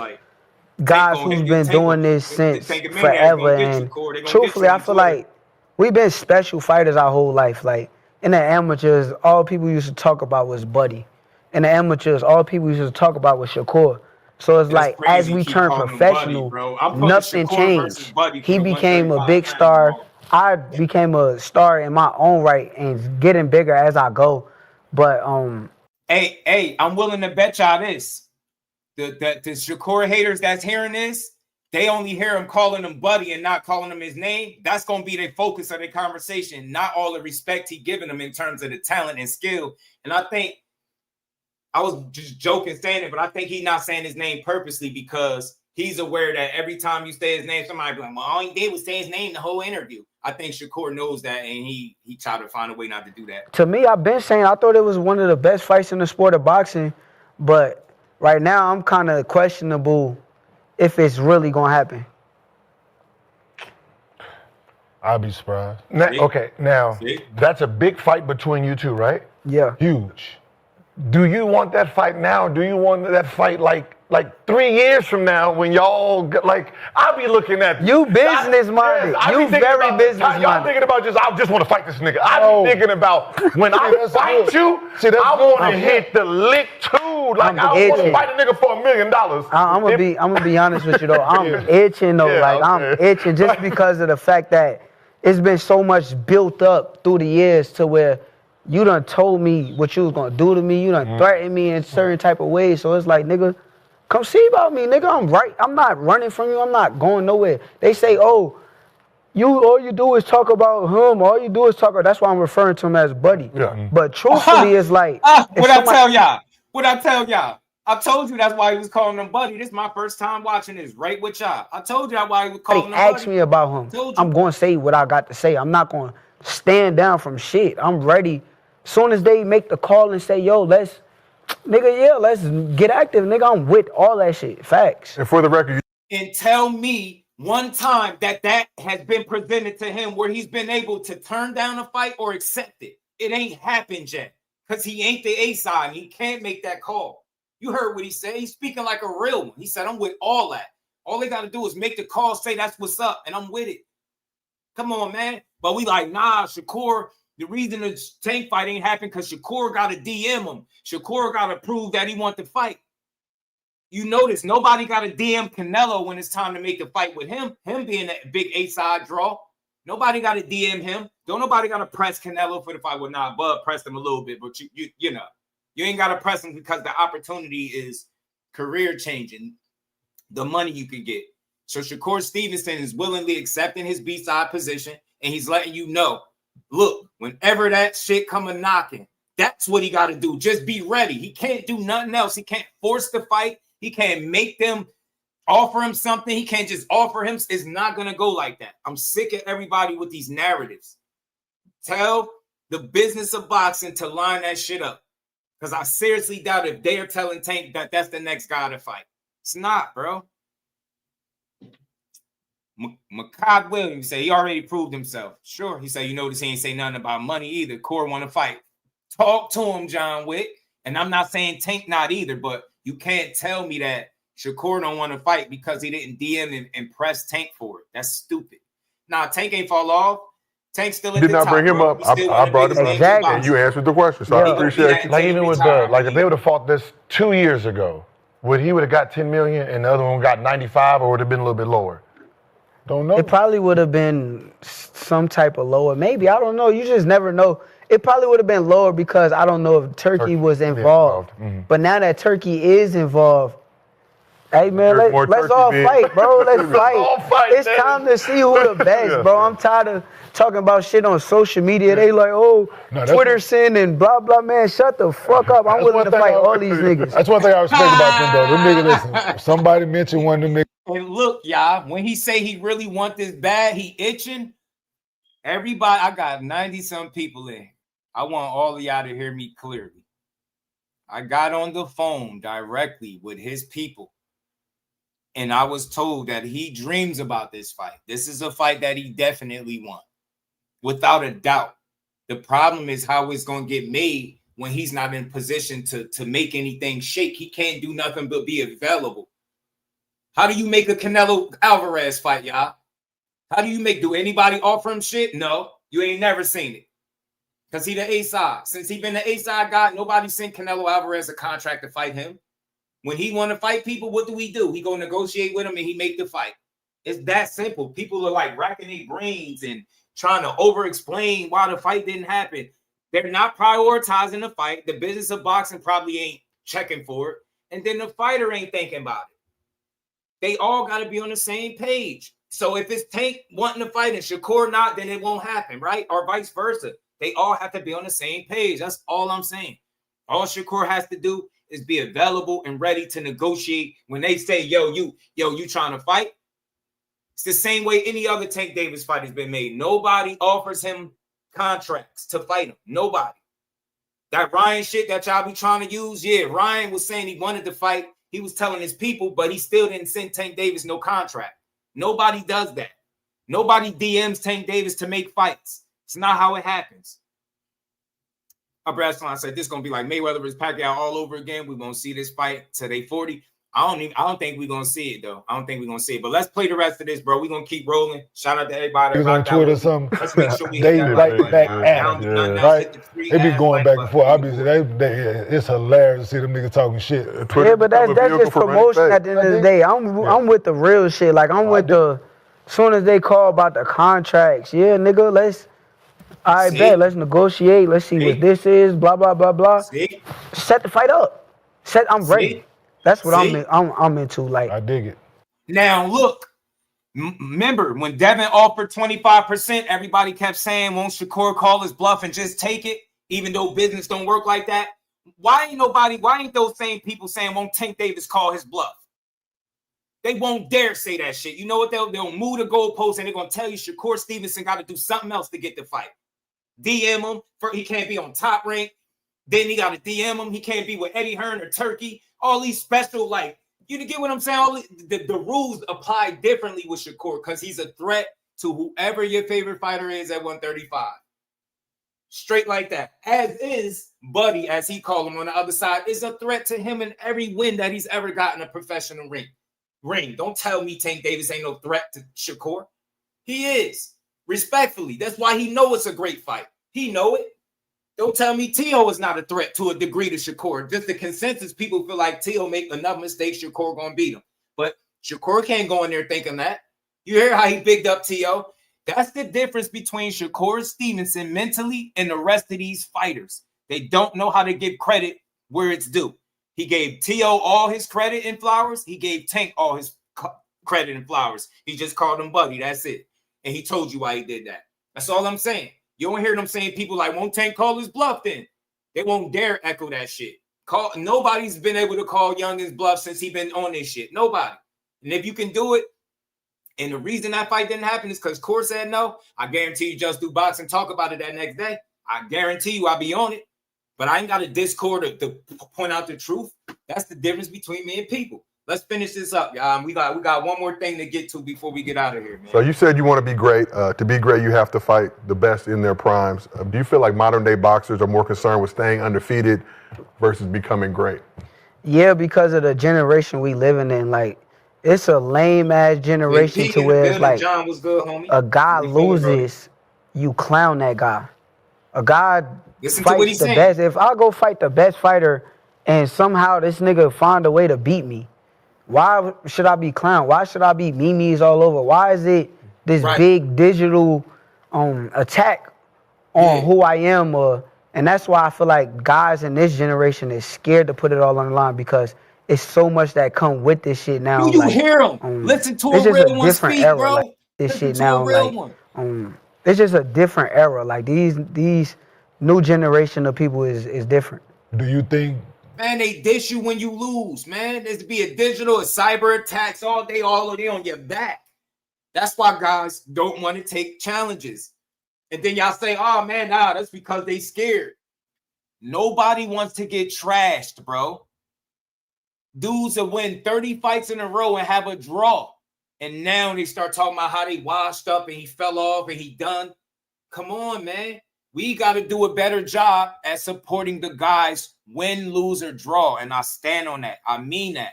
Guarantee we contribute to some of these fights not happening the way we write guys off after they lose. If you don't believe me, look how they did Errol Spence, bro. Look how they did Errol Spence. Terrence Crawford just made history. What did they say? I need to see more. You can't make this shit up. No threat for Tank at 140? Yeah, I've got much more Core being. I'm telling you, these are the interviews people ain't gonna play because they want to keep their talking points alive. They want their false narratives about Shakur to deliver across YouTube. Over here, we shoot all of that shit down. No matter what fighter it's against, we for boxing. We for the fighter over here in the sport.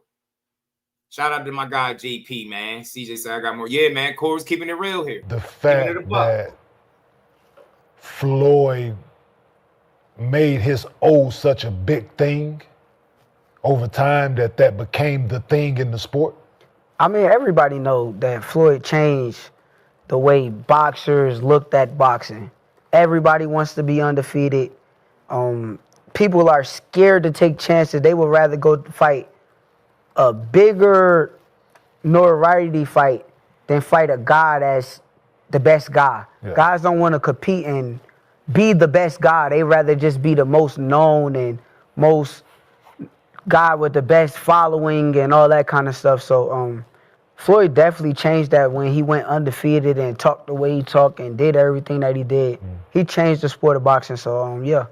So do you see both sides of it? Look, it seems like from a business standpoint, obviously you want to get the bag, but what you're saying is from a boxing standpoint, you want to face guys that you actually think have opportunity to be able to beat you, right? I think it's 50-50. Like, it depends on how much you talking. I like making money too, so. Everybody on this couch does. But also, I feel like guys don't also realize that when you fight the best guy, you're still going to get paid a big-ass bag. It's guys I felt like ducked me over the years to where they fought certain guys and they lost, and they didn't get a chance to make a bag with me. Like Pitbull for.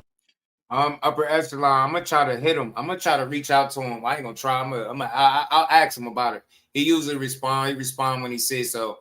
I'll ask him about that. You know what I mean? I'll ask him, is it really true? But it hasn't been confirmed. We just heard it from Jake's side. But like I said before, Jake was a liar when he said he was fighting Tank, but he a truth teller when he said Shakur hit him up. It's very convenient. People are so selective, man, with what they choose to believe. For example, you could have fought me, bro, and made way more losing rather than fucking to fight Ryo and lose for the money that you took for that fight when you could have made way more fighting against me. So you could have whooped his ass for it. He would have made way more bread on it. Yeah, like you could have made more money, but you ducked on some whole ass shit to where it's like now you lost to Ryo, so now a fight with me and you ain't even as big as it would have been. And Pitbull, obviously, he's facing Lamont Roach, I think, in December. Yeah. How do you feel about that fight? I got Lamont. I think Lamont is the better boxer, the better fighter. I'm one of the few people that put money on Lamont when he fought Tank. Yeah, and facts. I didn't put money on the win. What's all y'all feelings when he told y'all Lamont was good and all that? He was going to make a hell of a fight. I bet y'all was probably hating it too. Oh, he just hating on Tank. When he said he put money on the draw. Oh, no, he just hating on Tank. And then the draw happened. Now what? Y'all weird, man. Shakur is one of the smartest, aware fighters in the game. Him and Floyd, when it comes to that betting and breaking down fights and styles, they got something, bro. They know they shit, bro. They just put money on a fight going 12 rounds. I knew that they wasn't going to give Lamont a decision versus Tank. Like, I knew exactly how the fight played out in my head is exactly what happened on fight night. So, for me, Lamont Roach is a hell of a fighter. Yeah, I'm picking anybody against Pitbull. Oh, man. What is that? Shakur Stevenson again giving credit where it's due? The nerve of this young man. The nerve of the young man giving credit where it's due. How dare he? How dare he give it credit where it's due? But let's keep building, man. So y'all heard it. He don't know if that Tank fight is going to happen. He's feeling iffy about it. I'm going to play another clip he did on a different podcast, and he talked about it. This is what he had to say on it. Nah, I mean, I came to terms with accepting that the fight may not ever happen at the end of the day. And I can't, like, it is what it is. You was literally saying that fight's going to happen no matter what. It's too much money. Eventually it's going to happen. But what changed it now? The Jake Paul fight. What do you Not think? even just the Jake Paul fight. It got to be before that. It's the fact that you could tell he's not really, like, he don't want it like me. Like, I really want this shit. Right. Like, he's not a nigga that really, like, wants this shit. But what if he fights Jake, makes the bag of money, and comes back and wants to rematch When I say Roach? want this shit, let me clarify, too. I know what you mean. I'm not talking about money. I know. I want to be the best. Yeah. Like, I want the You world want the to legacy.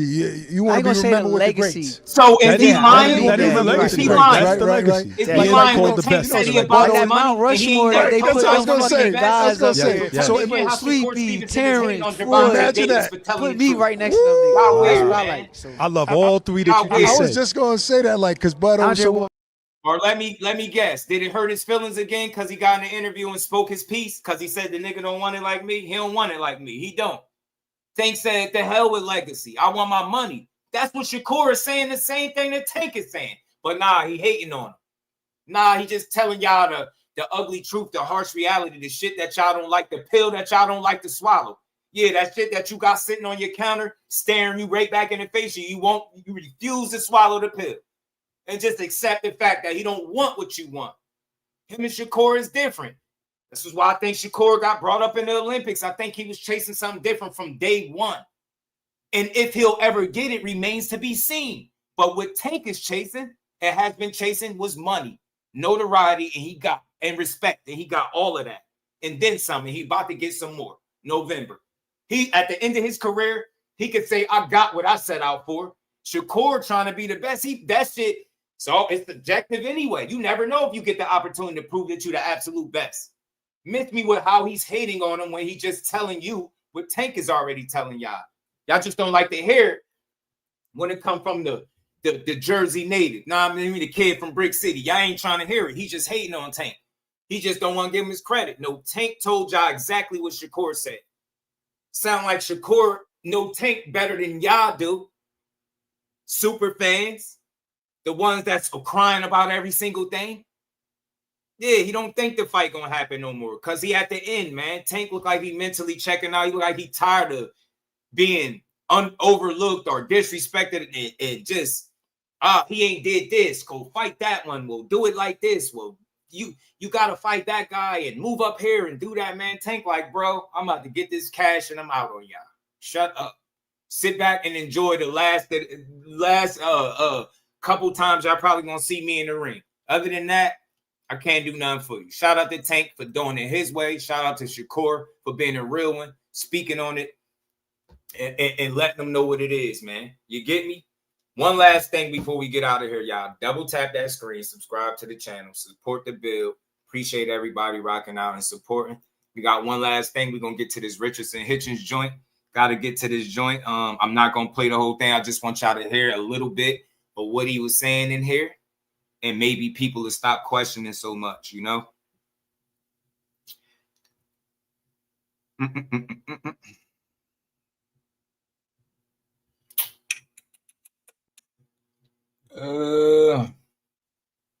think it was this one. Man. Hit that like button, y'all.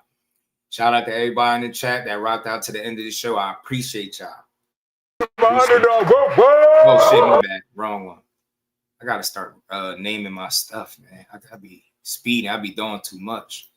But yeah, this was a good build. Shout out to Richardson Hitchins. He went on the Danza project. He's somebody I want to talk to, man. I gotta hit up Keith, man. See what's up. See if he can put me on the patch me in with Richardson Hitchins real quick.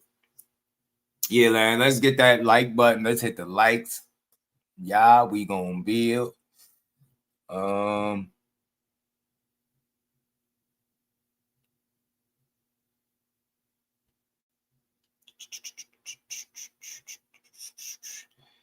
Want y'all to get this Jones. Yeah, double tap turkey will apply pressure. A bad Tank can't turn down. I be thinking, I just think the only thing that slows that process down is the fact that there's no, at least we don't know. Not that we know, right? There's no open line of communication between them. So that's going to always stagnate it. The same thing with Shakur team and Tank team. Like if they're not really on the same page, how we expecting them to fight each other when nobody is, you know?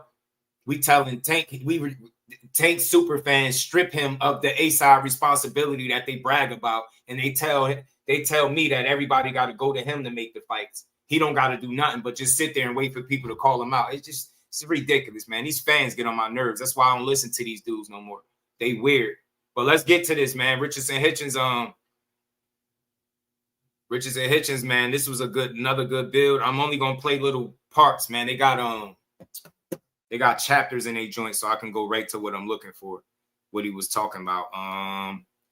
What I want him to talk about, because it's not going to be long, man. I just want y'all to hear it.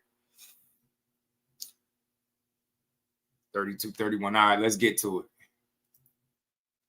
He's finding, all right, y'all. Let's get to this, man. Appreciate you, CJ. We just gonna keep building. Y'all know how. Shout out to all the new subs. Because to be honest, they fight. I don't give a fuck who. Like as long as they both safe, they good. It is what it is. Like I really don't care. I want to. Hold on. Me and Tank was always cool, but it always been that like I'm with Tank, and it's just that They think everybody that Tank fall out with is their fault. It's never his fault. It's only the fighters that fall out with him. Like Tank don't do no wrong. That shit is weird. Everybody make mistakes. The guy, and then in the next breath, somebody will tell me that he's bipolar, though. They'll tell me Tank is bipolar, but then they'll blame everybody else for why he's falling out. Make it make sense. God, man, yo. I will never be a Tank maniac, but I'll be a Tank supporter any day of the week. You know, obviously, I'm gonna have to fight my other. He know, like, it's talks of one day you gonna have to fight Shakur, and then Shakur know you with this guy, and it's one day I'm gonna have to fight him. To me, I always tell everybody this. I ain't no entourage type of nigga. Like, I got my own career. I make my own money. I'm my own champion. First of all, shout out to Sonny. Appreciate you. Came around Tank to learn the sport more, because Tank, everything we doing, he was doing. Tank was fighting for his first world championship when I was like 18 years old. So I'm like, I want to know what it's like to be around this guy, see what the camps is like, and stuff like that. So to me, it was never nothing like. I never looked at it like that. I just felt like, all right, now we all in position. We all young, black, changing our lives. Tank already changed his lives. Like, if I gotta fight, I gotta fight. So I feel like it was like never me picking sides or none of that. Because to be honest, they fight. I don't give a fuck who wins. Like, as long as they both safe, they good. It is what it is. Like, I really don't care. I want to see it my damn self. Yeah. Right. So, but you having the IQ you have, you see a fight like that go down. How do you see it going down, and who comes out victorious? I really don't know. I said this the other day. I think that Tank is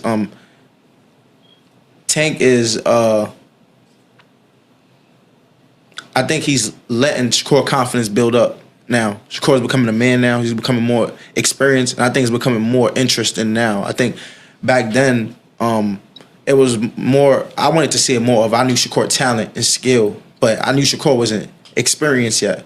I think Shakur is more experienced. He's more older. So now it's really more interesting. And it is now the way Tank Davis is talking as far as like, I'm ready to retire. I don't really like the sport no more. Or this shit is trash. It's like, will Shakur be the fight that he'll get up for? Will he be like, man, I'm used to making all this money. I'm used to the magnitude of the fights. And he don't. I like what Hitchins is saying. I like what he's saying. But you got to think, Shakur fought for a world title in his, I think it was his 13th fight. Shakur's first world title fight was in his 13th pro fight. I think it was that Joed Gonzalez that he masterclass ass whooping. And I don't give a damn what he's saying. Shout out to Richardson, but Tank ain't sitting around waiting for Shakur to get better and get more experience and build his confidence up before he fights. Says no fighter ever. That's crazy. That's like saying that if by that logic, then he would have never gotten in the ring with Frank Martin, who had his toughest fight to date before he got in there with Tank. Right? And he still fought him. So, I just think that's another narrative. I don't think he's waiting for Shakur to build up his confidence, get his experience. Hell no. Why would he wait for him to get better to fight him? Instead of just beating him while everybody is clamoring for him to fight him. Everywhere he go, they're going to ask him about Shakur. He could have just beat his ass and got him out the way. So, I don't think he's waiting for him to get experience and all them different things. I think Tank is just doing shit on his own terms, and I'm going to always respect him for that. It is what it is. Shout out to my brother, Mike Kirkland. Hope you got your package, my guy. Much love to my homie, Mike Kirkland, man. Shout out to you. Let's keep going, man. Get up, and is it Shakur lucky night, or is it one of them situations where Shakur get in front of Tank and the light? Time, if you're new in the building, 4 p.m. Eastern Standard Time, Monday through Friday, and sometimes we do the weekends. We call the fights. We just do a whole lot of building over here. And everybody gets they just do. You know what I mean? So let's talk about it. It's too big, because when you fighting Tank Davis, that's like, it don't get no bigger than that.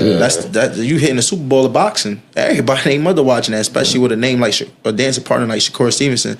So I think that fight is deeper than just technical skills. But I know as a fighter, just like how we was talking earlier about weight, the magnitude of the situation could freeze you. Especially when you got a puncher like Tank that could end it at any given moment. So I would love to see it. And Shakur said, see, but this is the thing, Julio. You might be right? But what it is to me is, it's all money ain't good money. Is that money necessarily good money if you mentally and emotionally are not in it no more? You get what I'm saying?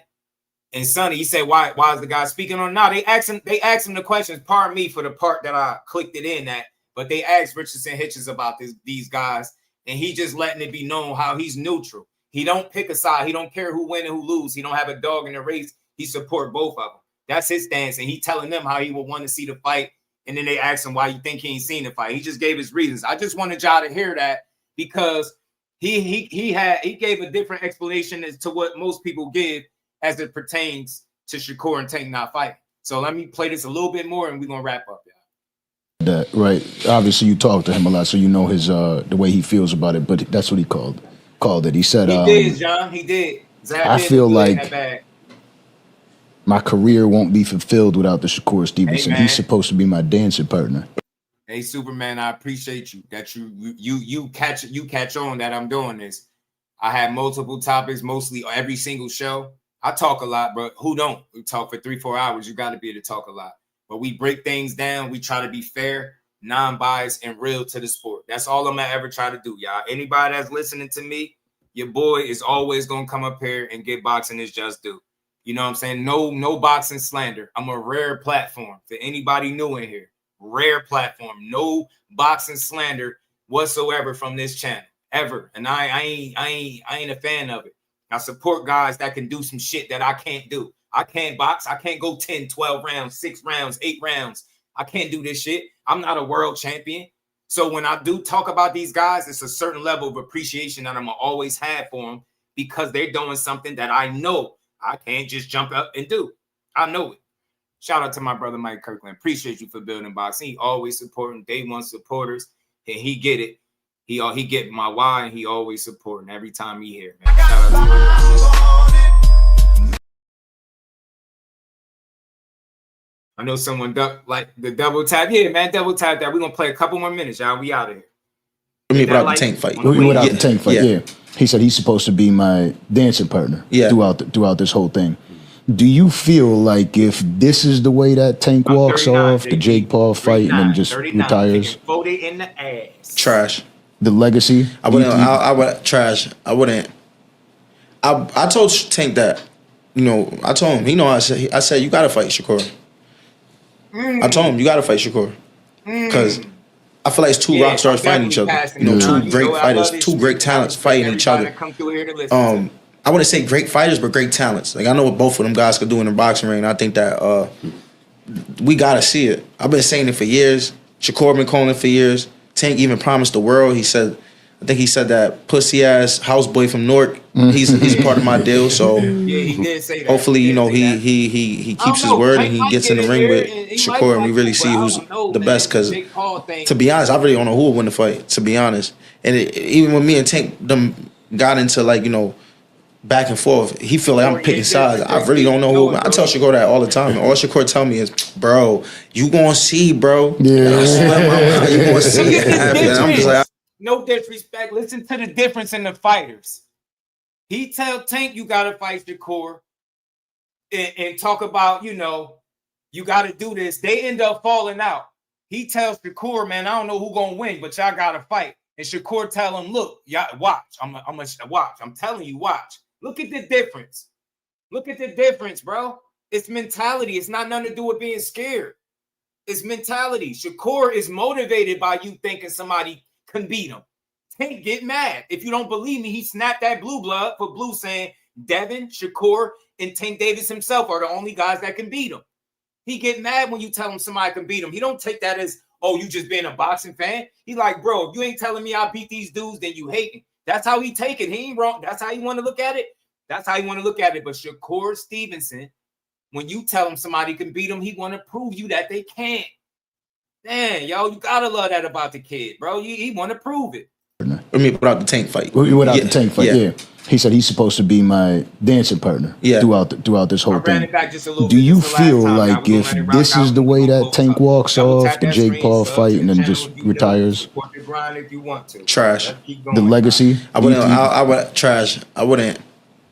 Oh, hold on. Y'all about to kill. If they about to hate Richardson Hitchins tomorrow because he told Tank to his face that he got to fight Shakur and he think the Jake Paul shit is trash for his legacy. Y'all about to hate Richardson Hitchins, who's an undefeated world champion, that y'all said wasn't that good? And look at him now proving all of y'all wrong, man. The fact of the matter is all these guys are world class. All of them. And the only way to prove how good they are is fighting each other. All of them. Shout out to boxing. Shout out to all these boxers, bro. Shout out to all these guys. I told Tank that. I told him. I said you gotta fight Shakur. I told him you gotta fight Shakur, because I feel like it's two rock stars fighting each other. Two great fighters, two great talents fighting each other. I wouldn't say great fighters, but great talents. Like, I know what both of them guys could do in the boxing ring. And I think that we gotta see it. I've been saying it for years. Shakur been calling it for years. Tank even promised the world. I think he said that pussy ass houseboy from Newark. He's a part of my deal. So hopefully, he keeps his word and he gets in the ring with Shakur, and we really see who's the best. Because to be honest, I really don't know who would win the fight. To be honest, and even when me and Tank them got into back and forth, he feel like I'm picking sides. I really don't know who. I tell Shakur that all the time. All Shakur tell me. Him and Tank get into a back and forth because he feel like he picking sides. Shakur is like, yo, I'm gonna show you. But y'all up here justifying why Tank Davis decides to flip out and get mad at somebody. Y'all think everybody wronged him and did him dirty or stabbed him in the back? I got told today that Shakur saying he won't fight him was talking shit. Damn, don't tell me Tank Davis is that sensitive. Dude can't even get in an interview and tell the truth. They like, nah, he was talking shit. You got to tell Tank, yeah, I think you're the greatest and you'll beat everybody. Bullshit. He said, yo, I don't think he'll fight me. And look now, the last 2-3 times he got asked, he flipped out and caught an attitude, spazzed on the reporters and all of that. Come on, man. Does that sound like a person that's thinking about fighting the guy that he's being asked about? I don't hear scared. I don't hear fear. I don't call him a duck. He like, bro, fight him for what? So in my mind, I think he really think, yo, he ain't on his level, and I ain't got to prove it to y'all in the ring. Is it the right way to go about it? I don't think so. But am I about to cry? No. Listen to the difference, bro. Bro, you gonna see, bro. Yeah. You gonna see it happen. I'm just like, all right, we'll see. They ever try to keep you out of the room? Like, nah, don't let him see my moves right now. Hold on. He can't come to try. Have you ever sparred with Tank? Yeah, I spar Tank all the time. I used to. I ain't sparred Tank in years. Last camp I sparred Tank was he fought Isaac Cruz. That's the last time we've been in the ring with each other. He get the best of you? Nah. I tell you guys, I'm one of the best talented fighters in the sport of boxing. I'm not saying that just to I've been an advocate of his since he was like 8-0, and I always looked at him as like a guy that I think was going to be a future world champion. He did it. Definitely want to get him on here. Any fighter I reach out to is because I genuinely support him. I don't just do it because they popular or they winning. If I don't genuinely support you or ain't aware of you, I don't reach out. This guy, I've been watching his whole career. I watched his come up and how that shit changed for him. I watched all of this, bro. And now he one of the names that you gotta respect because his name is in the books as a champion. Just to boost my name or look like I'm trying to be down with the cool kids. Like, I've been in the rings with Terrence Crawford since a young kid. I've been in the ring with Shakur, Devin. Only guy I think I never boxed was Teofimo. I boxed Ryan Garcia, all these guys. I just never had the push. I never had Floyd behind my back saying this is America's next best thing. So I think that I had to get the fights, I had to get the opportunities, and I had to develop. But what about the sparring with Shakur? Because Shakur is somebody I consider as one of the most skilled fighters I've ever seen. Super tactical. Me and Shakur sparring is super tactical. Super tactical. Chess. I think that's what, like I said, I've been boxing Shakur every day since 13, 14 years old. So last time me and Shakur boxed was probably when Boots Ennis fought Stayonis. We watched the fights in the AC, and then we were walking through the hallway. I looked at him. I said, "You want to box?" Like he said, "Meet me near the gym at 1 a.m. We was boxing in the fights at 1 a.m. Yeah, that's fun. No coaches, none of that. That's fun though, man. That's fun, man. Fact. Okay, just we all have shared a tear two about the fights not happening, man. I suggest the clean extra soon. Hey, Cal, I'm up here coping, bro. Like, I just had to make my peace with it. After I heard Core say that, I'm like, then I'm thinking about Jake Paul, the weight, how Tank tired of this shit. They already sound like they don't appreciate him, but in its totality, boxing appreciates Tank because that's how we know he's one of the biggest stars. That's how we was able to look at him as one of the faces of boxing because people heavily support him no matter what he do. So as long as Tank got the people, he's the man. The people fully turn on him, then it's something different. But yeah, man, this live was about coping and making peace with the fact that we might not get that fight. And I'll let everybody argue about who fault it is. That's on y'all. Like, look, that's the shit right there. So, let's say it's not Haney. That's not the next fight. not Tio? What do you want, realistically? Those are the fights I want. You know, but you got a lot of guys out there. You got Sabril Matias, you got Gary Antoine Russell. But those fights ain't the... He got past the part I really wanted y'all to hear. So he gave his thoughts on that fight. He spoke about how he fell out with Tank. You see that it wasn't his fault. You could fall out with Tank just for giving him your opinion about who you think could beat him or give him a good fight. But that, I think he's just sensitive when it comes to his career. I don't think he's like, you know, no bad guy because of it or nothing like that. I just think he's sensitive. We know people like that. You talking about his career. Tank, like, look, he told Jalen Love to stay on his side. They've been cool for the longest. Like, he separated from Floyd. Jay Leon separated from Floyd. They found a career after Floyd, and he still told him to stay on that side. Like he against him or something. That's just Tank's mentality, bro. You either with me or against me. And I think, I'm just giving y'all my opinion. I think some of that, or a lot of that, was his upbringing and the shit that he experienced, bro. If you not with me, you against me. Ain't no in between. Ain't no, I support both of y'all. I like both. Tank like, nah, pick a side. You don't have to agree with that, but I think that's what he's on. He like, that shit too close. That shit too close, like playing both sides, bro. You either rock with me or you rock with him. Which one? I know people like that. But for me, it's just sports. And we don't pick sides. We pick winners, bro. We pick who we think is going to win the fight.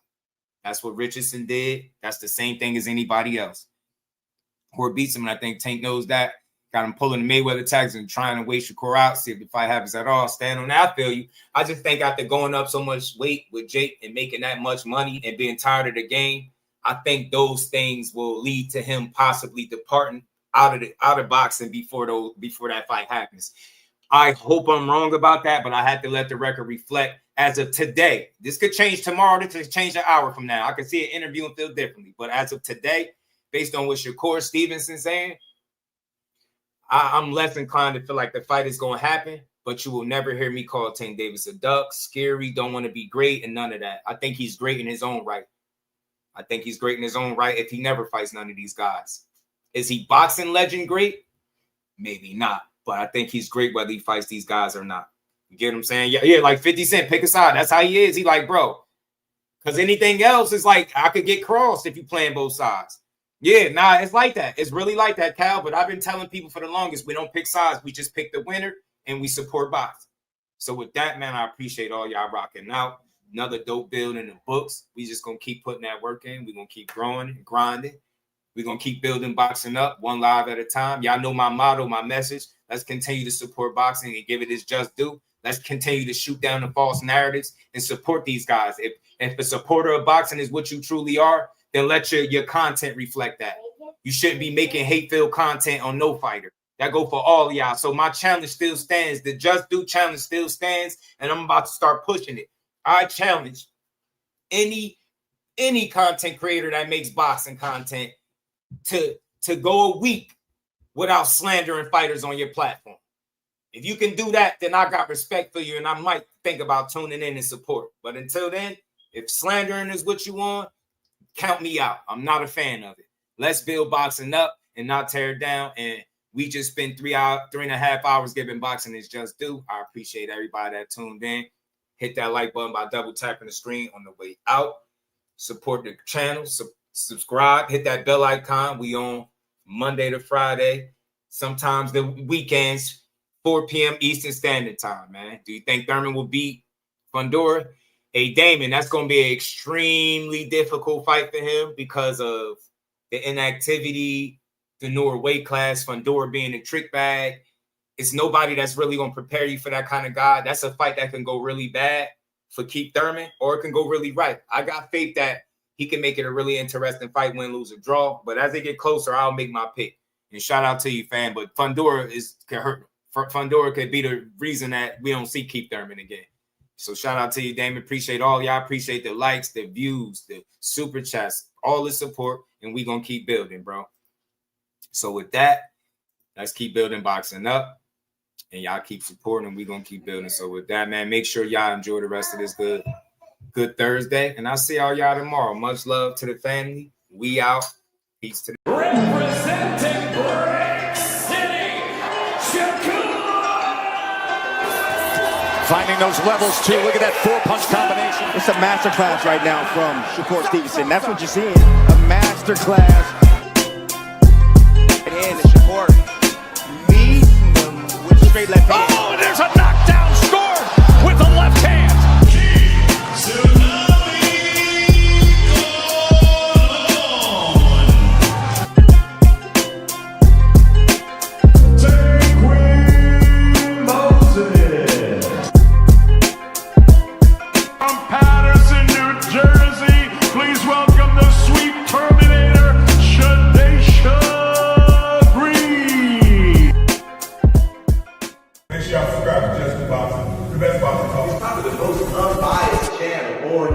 Right now, we're gonna give him his just due. Shout out to my brother Jusdueboxing.